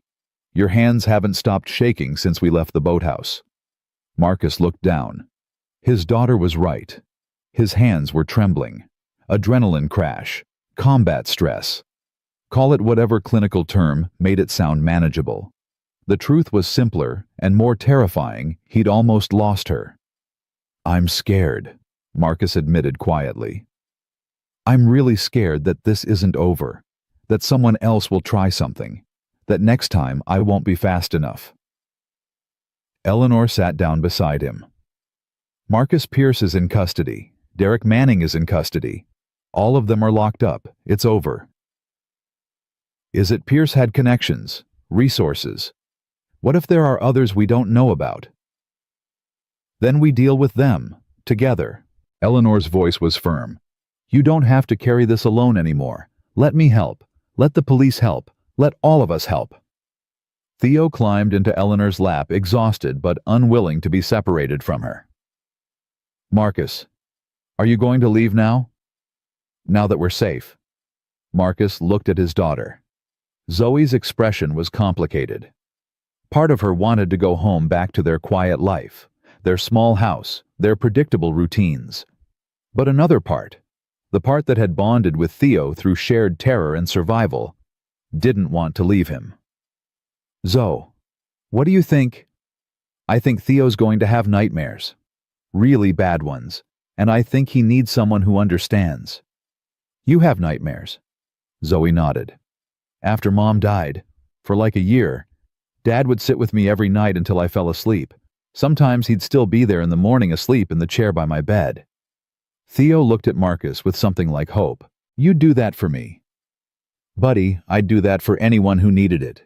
But your grandmother needs you too," Eleanor interrupted. "Marcus, I'm asking you to stay, not as an employee, not as hired security, but as family. You and Zoe both. This house is too big, too empty. It's been empty since my son died, since my daughter-in-law died. But these past few days with you here, it's felt like a home again." "Eleanor, we barely know each other. Don't we? I know you're brave. I know you're kind. I know you love your daughter more than anything. I know you've lost someone you loved, and you're still learning how to breathe without them. I know all the important things." Marcus felt something crack open in his chest, some wall he'd been maintaining since Sarah died. "I don't know if I can do this." "Do what?" "Be part of something again. Trust people again. Let Zoe get attached to people who might leave." "Marcus?" Eleanor's eyes filled with tears. "We're not going anywhere. This is our home. And if you'll let us, we'd like it to be yours too. Not forever. Just until you're ready to leave. Could be a month. Could be a year. However long you need." Zoe squeezed his hand. "Dad, I really like it here. And I really like Theo. Can we stay? Please." Marcus looked at his daughter. At Theo. At Eleanor. 3 people who'd been strangers 4 days ago and now felt like the beginnings of something he didn't have words for yet. "1 month," he said finally. "We'll stay 1 month. See how it goes." Eleanor's relief was visible. 1 month. Thank you. They left the hospital just before dawn. The sky was turning pink over the ocean, that particular shade that promised a beautiful day ahead. Marcus drove them back to Whitfield Point in silence, everyone too exhausted for words. Travis Clean met them at the gate. He looked rough, like he hadn't slept either. "Mrs. Whitfield, Mr. Ellis, glad you're all safe." "Travis?" Eleanor nodded. "We need to talk about security protocols, tomorrow, after everyone's rested." "Understood. I've already started implementing new measures. Every staff member is being revetted. New cameras, new systems. Nothing Pierce designed stays." "Good." Eleanor paused. "Travis, I owe you an apology. I should have trusted you when you first raised concerns about Pierce." "You didn't know. None of us knew how deep it went. Still, thank you for trying to protect us." Travis nodded, then looked at Marcus. "And you. That was some serious work at the boathouse. Military training." "Something like that." "You ever think about doing security work professionally?" "I'm a single dad. My job is keeping my daughter safe. That's enough." "Fair enough." Travis smiled slightly. "But if you change your mind, I could use someone like you on the team." Marcus didn't answer. He was too tired to think about futures and possibilities and what came next. Anna met them inside with tea and blankets and the kind of quiet efficiency that came from genuinely caring. "I've prepared rooms for everyone. Fresh sheets, warm baths running, food whenever you're ready." "Anna, you didn't have to." "Yes, I did. You're family now. That's what we do for family." Zoe and Theo were asleep within minutes of hitting their beds. Marcus tried to sleep but couldn't. His mind kept replaying everything. The boathouse. Pierce's gun. The moment Zoe pulled Theo down. The split second where everything could have gone wrong. A soft knock on his door pulled him from his thoughts. "Marcus, it's Eleanor. Can I come in?" "Yeah." She entered carrying 2 cups of something that smelled like chamomile and honey. "Anna's special blend. She says it helps with shock." "Does it?" "No idea, but it tastes good." Eleanor sat down in the chair by the window. "Can't sleep. Too much in my head." "Me too." She sipped her tea. "I keep thinking about Pierce, how I trusted him for 8 years. How he sat at my dinner table, played games with Theo, and the whole time he was planning this. You couldn't have known." "Couldn't I? Anna didn't like him. She told me that months ago. I dismissed it. Said she was being jealous because Pierce had more influence. I chose to believe him over her." "Eleanor, hindsight is always perfect. You can't blame yourself." "Can't I? My grandson was kidnapped because I was too blind to see what was right in front of me."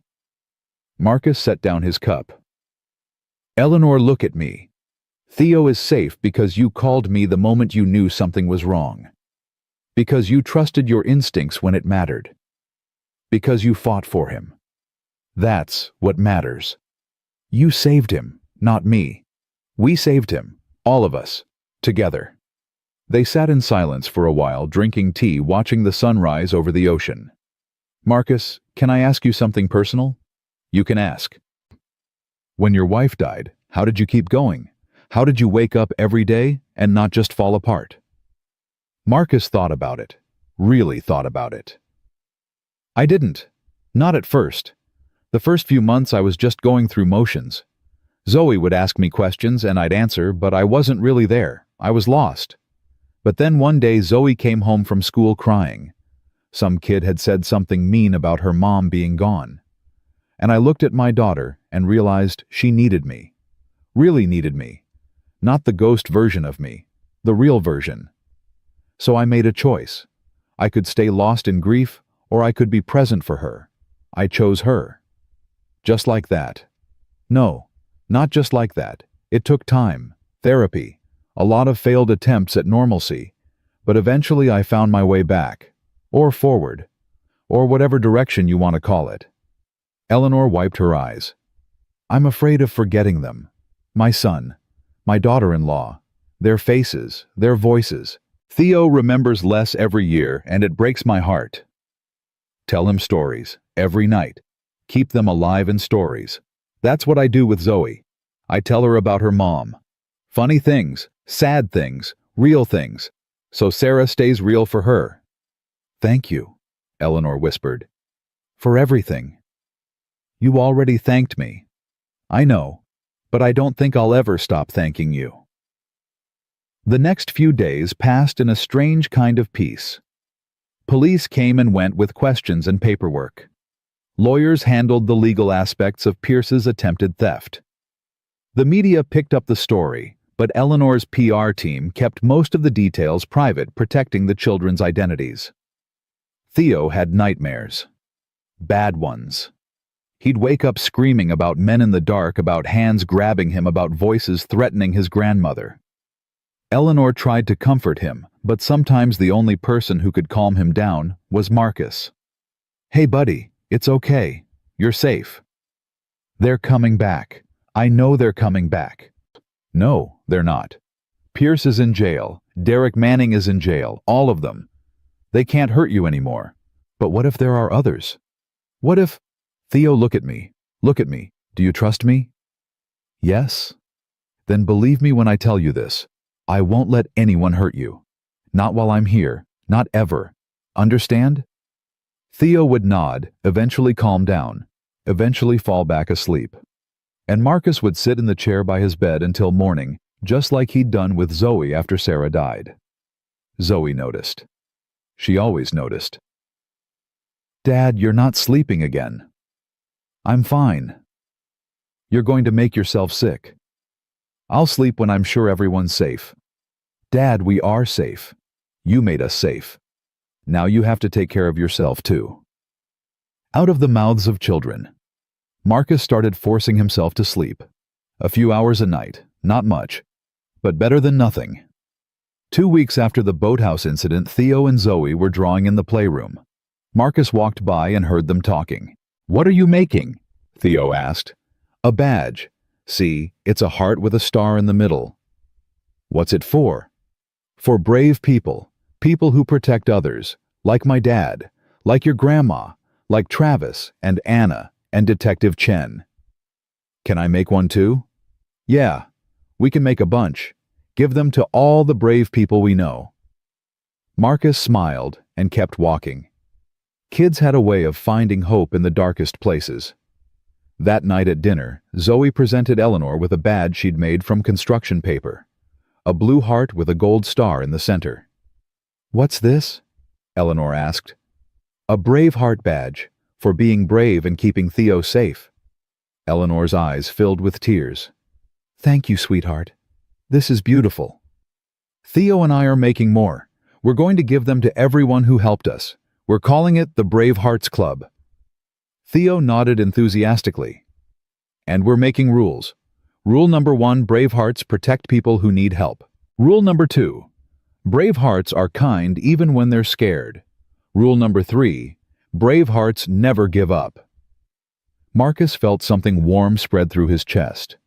His daughter and this boy had been through hell, and instead of staying scared, they were choosing courage, choosing kindness. That's a good club, Marcus said. I'm proud of you both. Dad, can we give out badges at school and at the library and to the police officers who helped us? I think that's a great idea. Eleanor looked at Marcus. You've raised an extraordinary daughter. She raised herself. I just tried not to mess her up too much.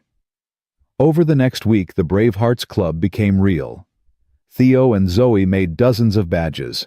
They gave them to Mrs. Chen at the library, to Detective Sarah Chen at the police station, to the paramedics who'd checked them at the hospital, to Anna and Travis, and every officer who'd helped that night. People started wearing them, posting pictures on social media. The local news picked up the story, "Children create Bravehearts Club after surviving kidnapping attempt." And then something unexpected happened. Other kids started asking for badges. Parents started reaching out. Teachers wanted to know if the Bravehearts could visit schools and talk about courage and safety. Eleanor came to Marcus with a proposal. What if we made this bigger? What if we organized community workshops, teaching parents and kids about safety, about recognizing danger, about what to do in emergencies? I'm not a teacher, Eleanor.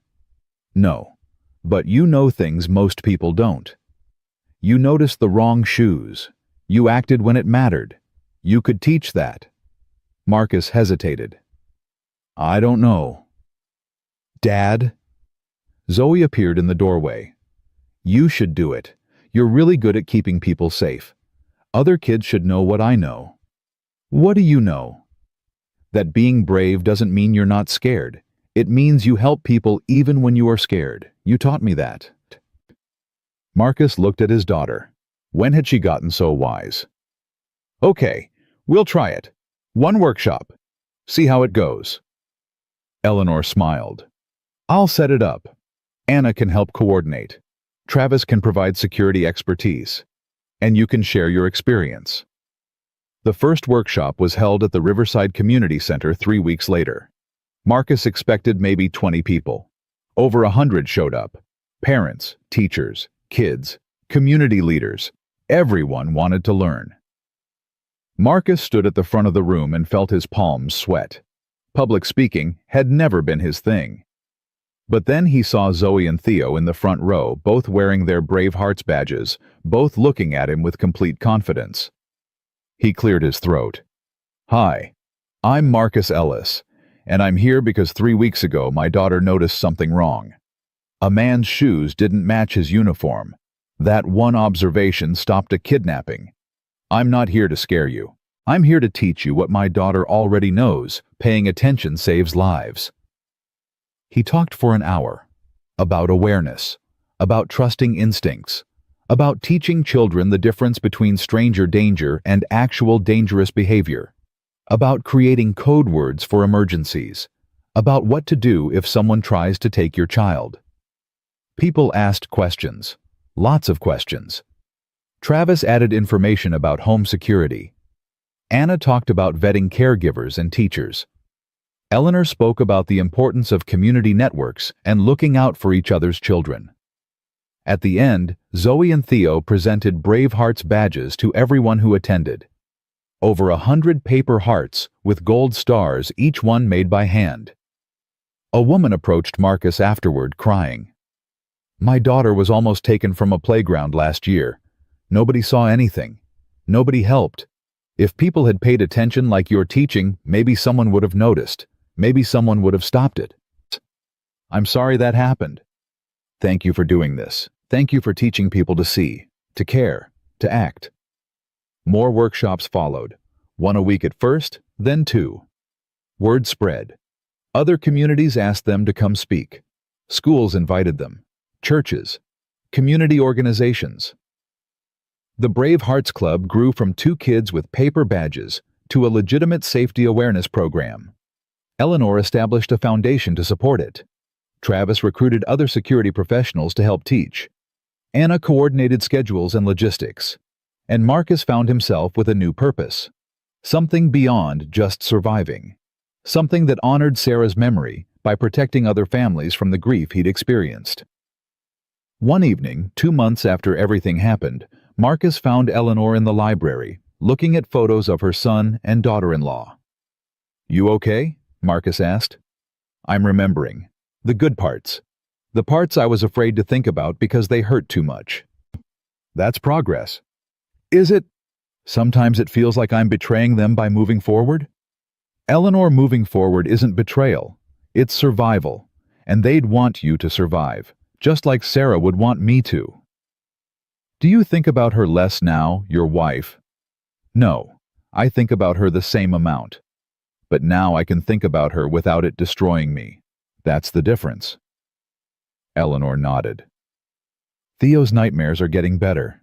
He slept through the night yesterday, first time since the boathouse. That's good. Really good. Because of you. Because you sit with him. Because you make him feel safe. I'm just doing what anyone would do. Marcus. Eleanor turned to face him. Stop saying that. Stop minimizing what you've done for us. You saved my grandson's life, twice. You stayed when you could have left. You turned your trauma into something that helps others. You're extraordinary.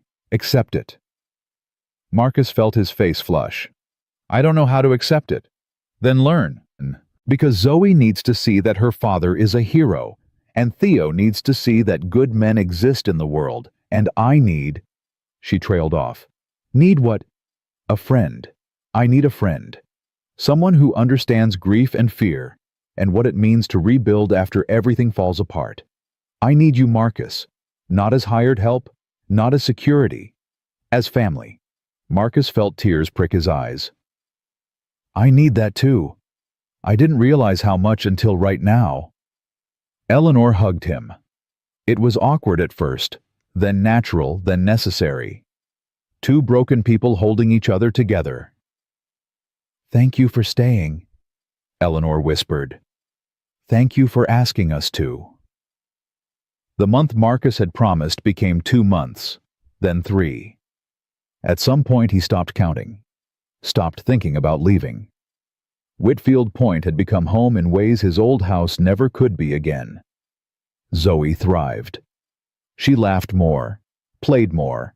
Her nightmares about Sarah faded, replaced by dreams about better things. She and Theo were inseparable siblings in everything but blood. The Brave Hearts workshops continued growing. Marcus realized he was good at teaching, good at making people feel empowered instead of afraid, good at turning fear into action.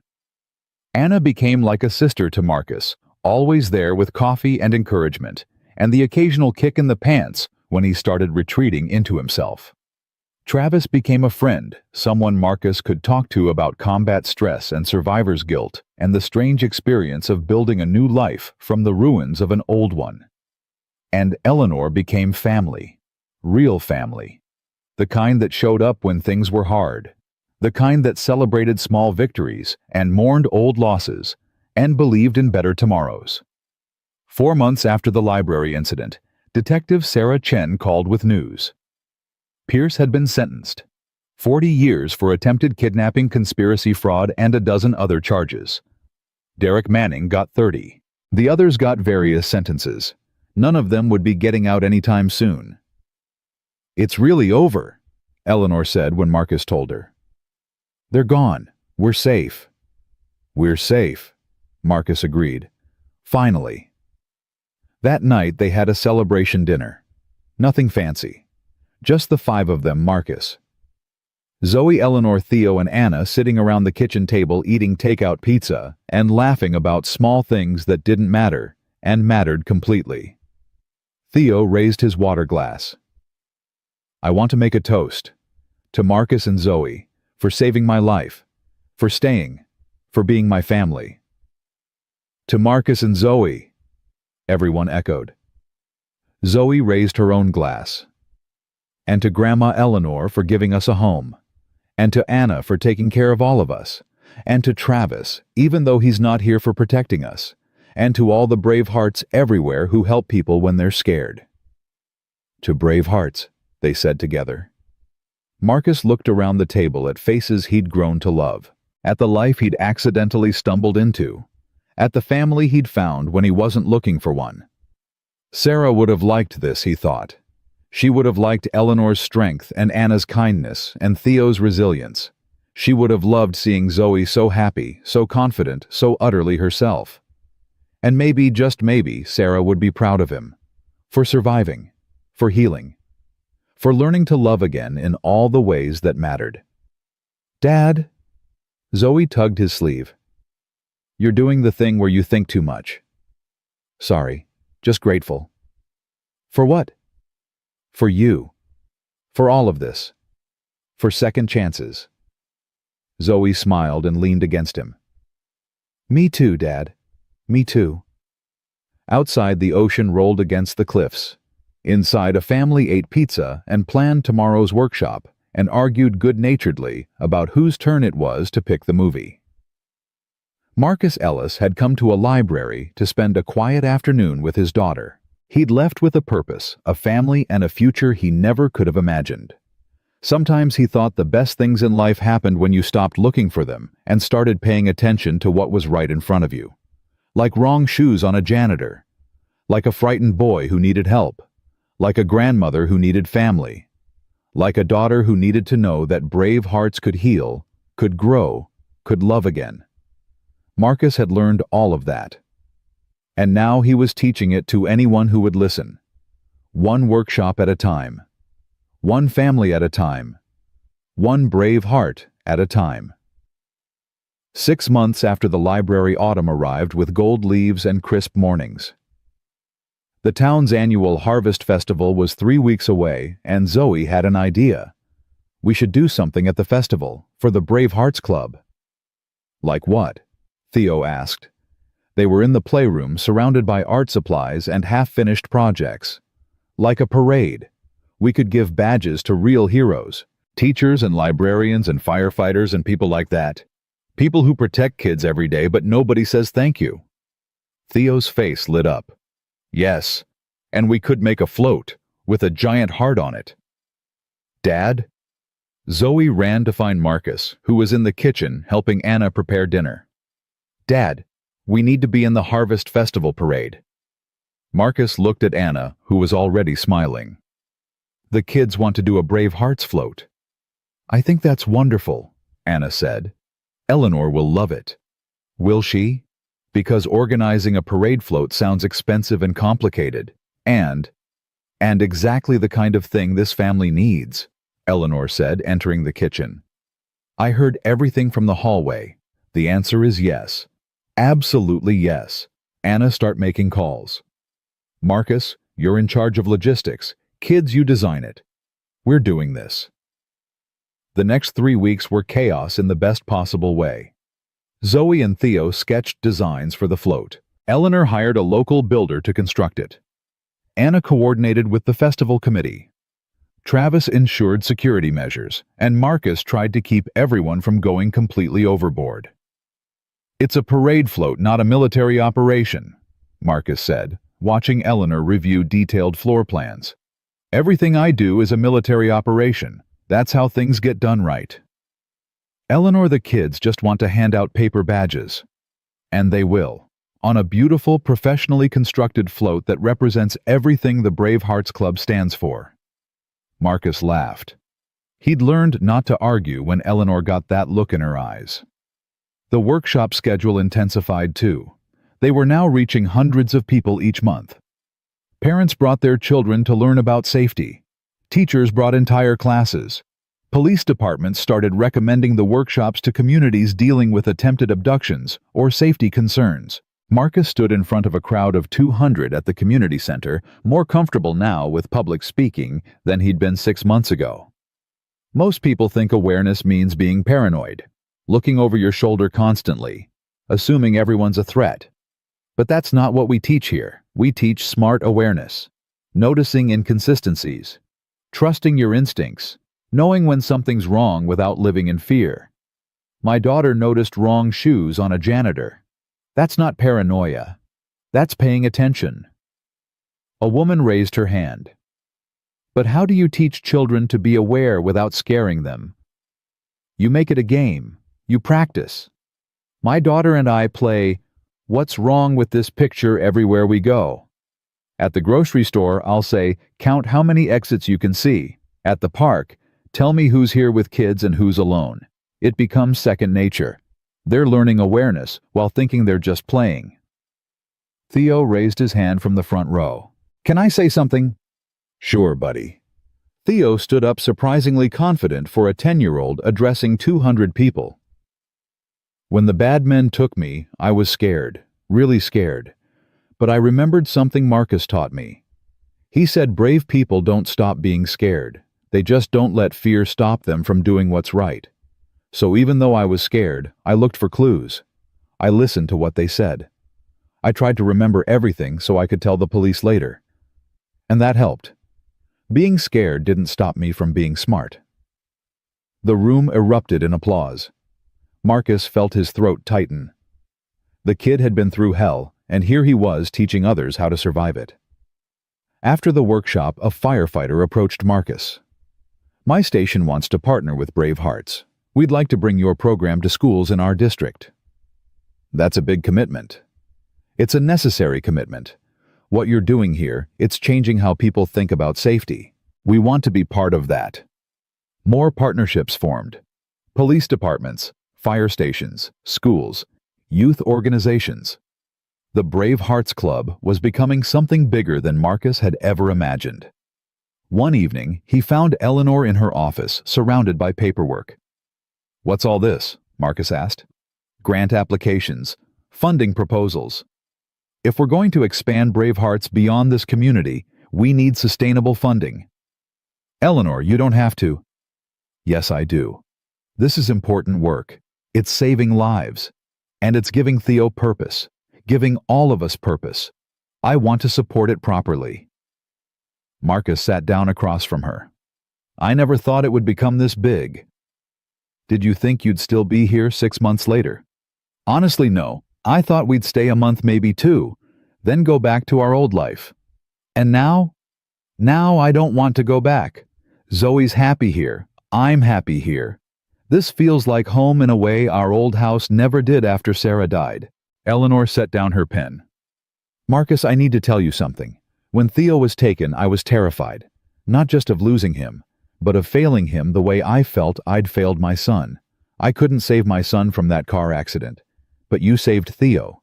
You gave me a second chance at family, at love, at life." "Eleanor, let me finish. You and Zoe, you've given us more than safety. You've given us joy, laughter, purpose. This house was a mausoleum before you came. Now it's alive. And I want you to know that you're not guests anymore. You're family, forever family, if you'll have us." Marcus felt tears on his face. "We'll have you. Zoe and I will have you." They hugged, and Marcus realized something profound. He'd thought coming to Whitfield Point was about protecting Theo. But really, it was about all of them protecting each other, building something new from shared brokenness. The Harvest Festival arrived on a perfect October Saturday. The whole town turned out. Food vendors lined the streets. Music played from multiple stages. Children ran everywhere with painted faces and bags of candy. The Brave Hearts float was positioned near the front of the parade. It was more elaborate than Marcus had expected. A 15-foot-tall heart made of red and blue flowers with a gold star in the center. Zoe and Theo stood on top wearing matching Brave Hearts t-shirts Anna had designed. They had boxes full of badges ready to distribute. "You two ready?" Marcus asked from ground level. "So ready." Zoe bounced on her toes. "Dad, there's like 1,000 people here." "More like 5,000. Travis said, scanning the crowd with professional assessment. "This is the biggest turnout the festival's had in 20 years. Because of the Brave Hearts," Anna said proudly. "Everyone wants to see the kids." Eleanor joined them, elegant in casual clothes Marcus had never seen her wear before. "The mayor's here. The governor sent a representative. Channel 7 is filming. This is bigger than I expected." "It's what the kids wanted," Marcus said. "To say thank you to heroes." The parade started. The Brave Hearts float rolled forward slowly. People lining the streets cheered. Zoe and Theo waved, throwing badges to the crowd, but they also stopped the float repeatedly, climbing down to present badges personally to specific people. A teacher from Theo's school. "Thank you for keeping us safe every day." Mrs. Chen from the library. "Thank you for calling the police and being brave." Detective Sarah Chen. "Thank you for finding us and catching the bad guys." A firefighter who'd been at a school safety workshop. Thank you for teaching kids how to be safe." Every recipient looked stunned, honored, and emotional. Some cried. Everyone wore their badges with pride. Marcus walked alongside the float, watching his daughter shine with purpose and confidence. This was what healing looked like. Not forgetting the trauma. Not pretending it didn't happen, but transforming it into something meaningful. Something that helped others. Eleanor walked beside him. "Sarah would be proud of her. Of you both." "How did you know I was thinking about Sarah?" "Because you get this look, sad and happy at the same time, like you're sharing a moment with someone who's not here anymore." "I do that. All the time. It's beautiful, actually, the way you keep her present, the way you let Zoe see that it's okay to miss someone and be happy anyway." "I'm still learning how to do that." "We all are. I think about my son every day. Wonder what he'd think of how I'm raising Theo. Wonder if I'm doing it right." "You're doing it perfectly." "Am I? Because I missed Pierce's betrayal for 8 years. I put Theo in danger by being blind." "Eleanor, stop. You protected Theo when it mattered. You trusted the right people. You built a home where he feels safe and loved. That's what good parenting looks like." She squeezed his arm. "Thank you." The parade ended at the town square where a stage had been set up. The mayor approached Zoe and Theo with a microphone.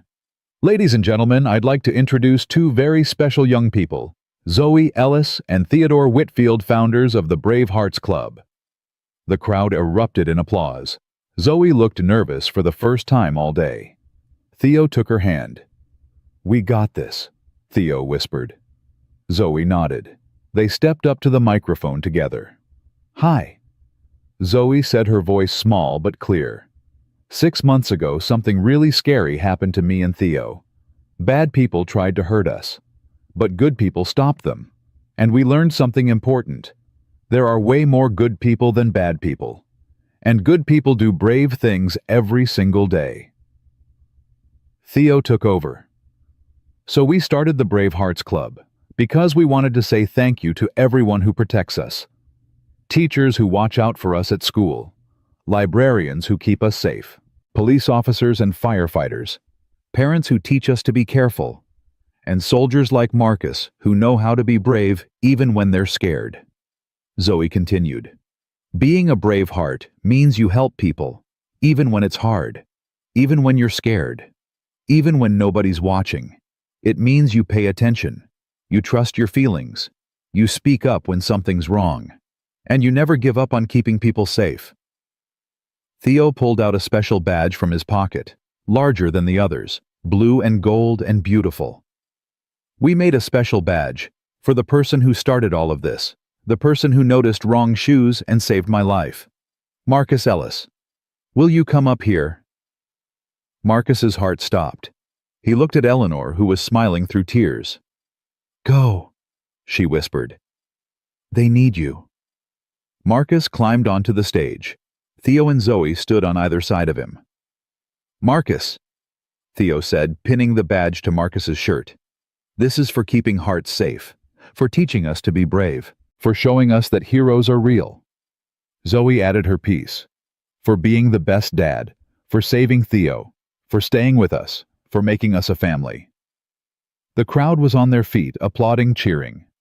Marcus looked out at 5,000 people celebrating courage and community and the simple act of paying attention.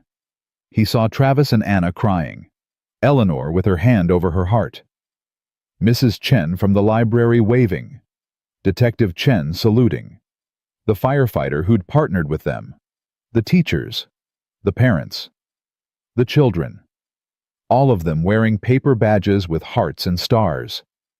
All of them part of something bigger than themselves. Marcus knelt down and pulled Zoe and Theo into a hug. "I'm proud of you both. So incredibly proud." "We're proud of you too, Dad," Zoe whispered. "Marcus." Theo looked up at him with serious eyes. "Can I call you Uncle Marcus, if that's okay?" Marcus felt something break open in his chest. "Buddy, you can call me whatever feels right." "Uncle Marcus feels right," Because you're family now. Real family. Yeah, Marcus said, his voice rough with emotion. Real family. The festival continued into the evening. Food and music and laughter. Zoe and Theo ran around with other kids, all of them wearing Brave Hearts badges, all of them playing games that involved protecting each other and being brave. As sunset painted the sky, orange and pink fireworks began. Marcus found himself standing with Eleanor, Anna, and Travis watching the children play in the gathering darkness. "Look at them," Anna said softly. 6 months ago, they were traumatized and terrified. Now they're leading a movement. "Children are resilient," Travis said, "more than adults give them credit for." "It's not just resilience," Eleanor said. "It's love." Marcus gave them love and safety and space to heal. That's what made the difference. Marcus shook his head. "We all did. Together. That's the point. Nobody heals alone. Nobody survives alone. We need each other."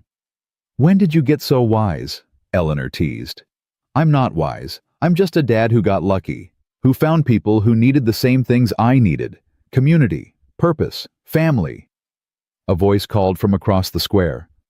"Uncle Marcus, come watch the fireworks with us." Theo was waving frantically. Zoe was saving a spot on the grass beside her. "Go," Eleanor said. "Your kids are calling." Marcus jogged over, settled between Zoe and Theo. Eleanor joined them a moment later with Anna and Travis. They sat together as the fireworks bloomed overhead, painting the night sky with gold and silver and blue. "Dad." Zoe leaned against his shoulder. "Are we going to stay here forever?" "Would you want to?" "Yeah, I really would. Is that okay? Is it okay to want this to be home?" Marcus kissed the top of her head. "It's more than okay. It's perfect." "What about Mom? Would she be okay with it?" Marcus thought about Sarah, about the woman who'd taught him how to love and how to fight and how to survive. "Your mom would want us to be happy, to build a life that feels good, to find family wherever we can. She'd love Eleanor and Theo. She'd love what we're doing with Brave Hearts, and she'd be so proud of you." "I miss her," Zoe whispered. "Me too. Every day.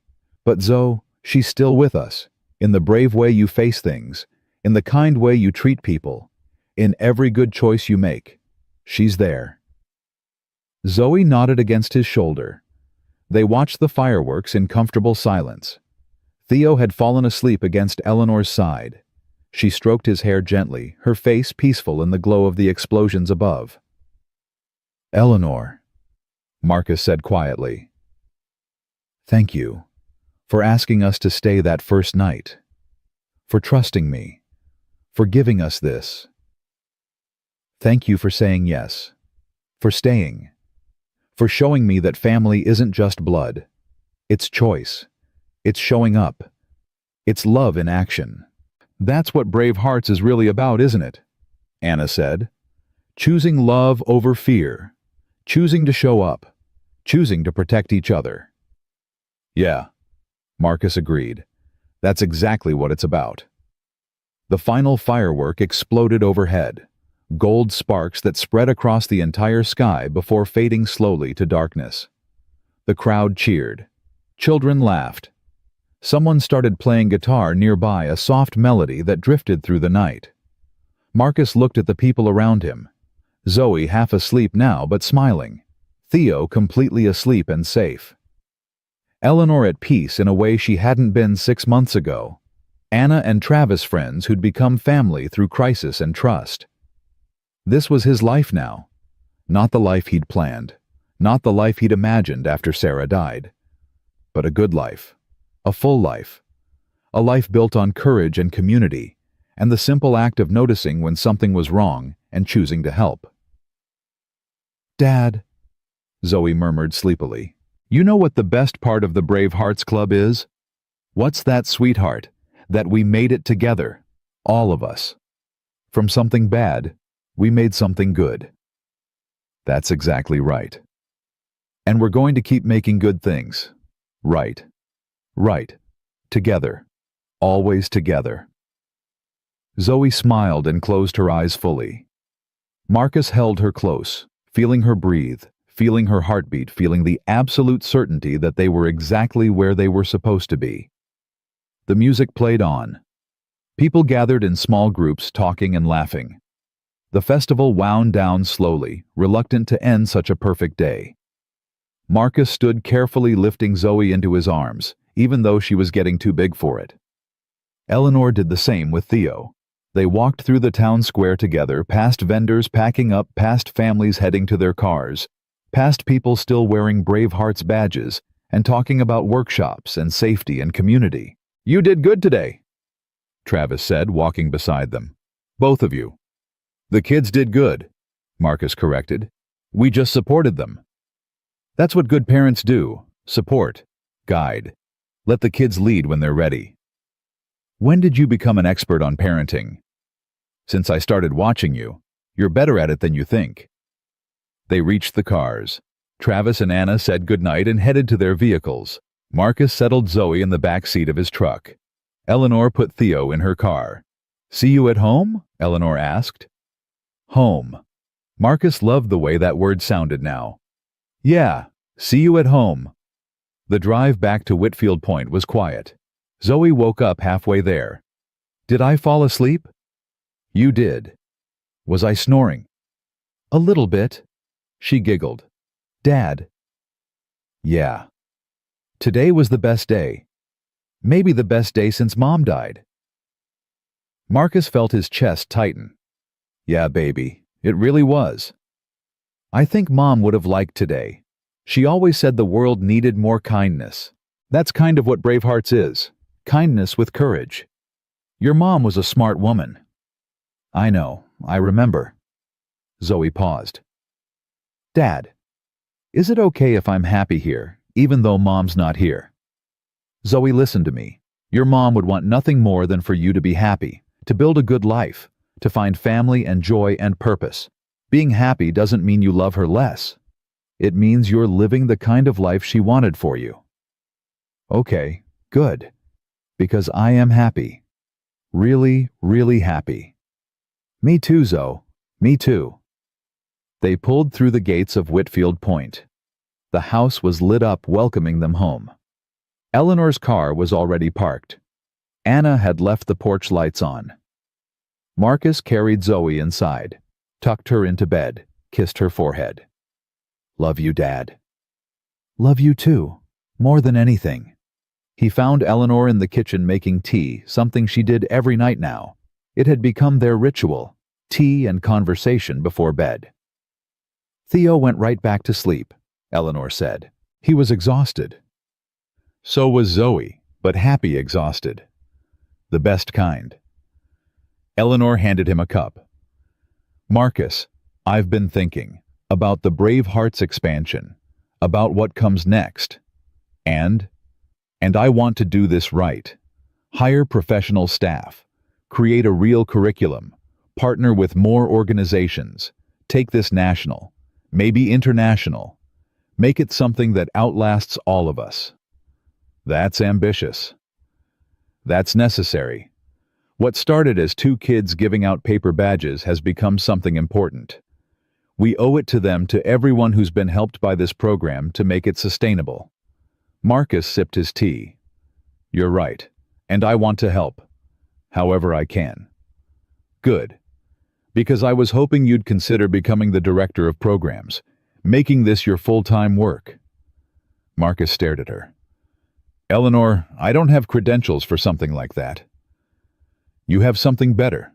Experience, authenticity, the trust of every person who's attended a workshop. You're the heart of this program, Marcus.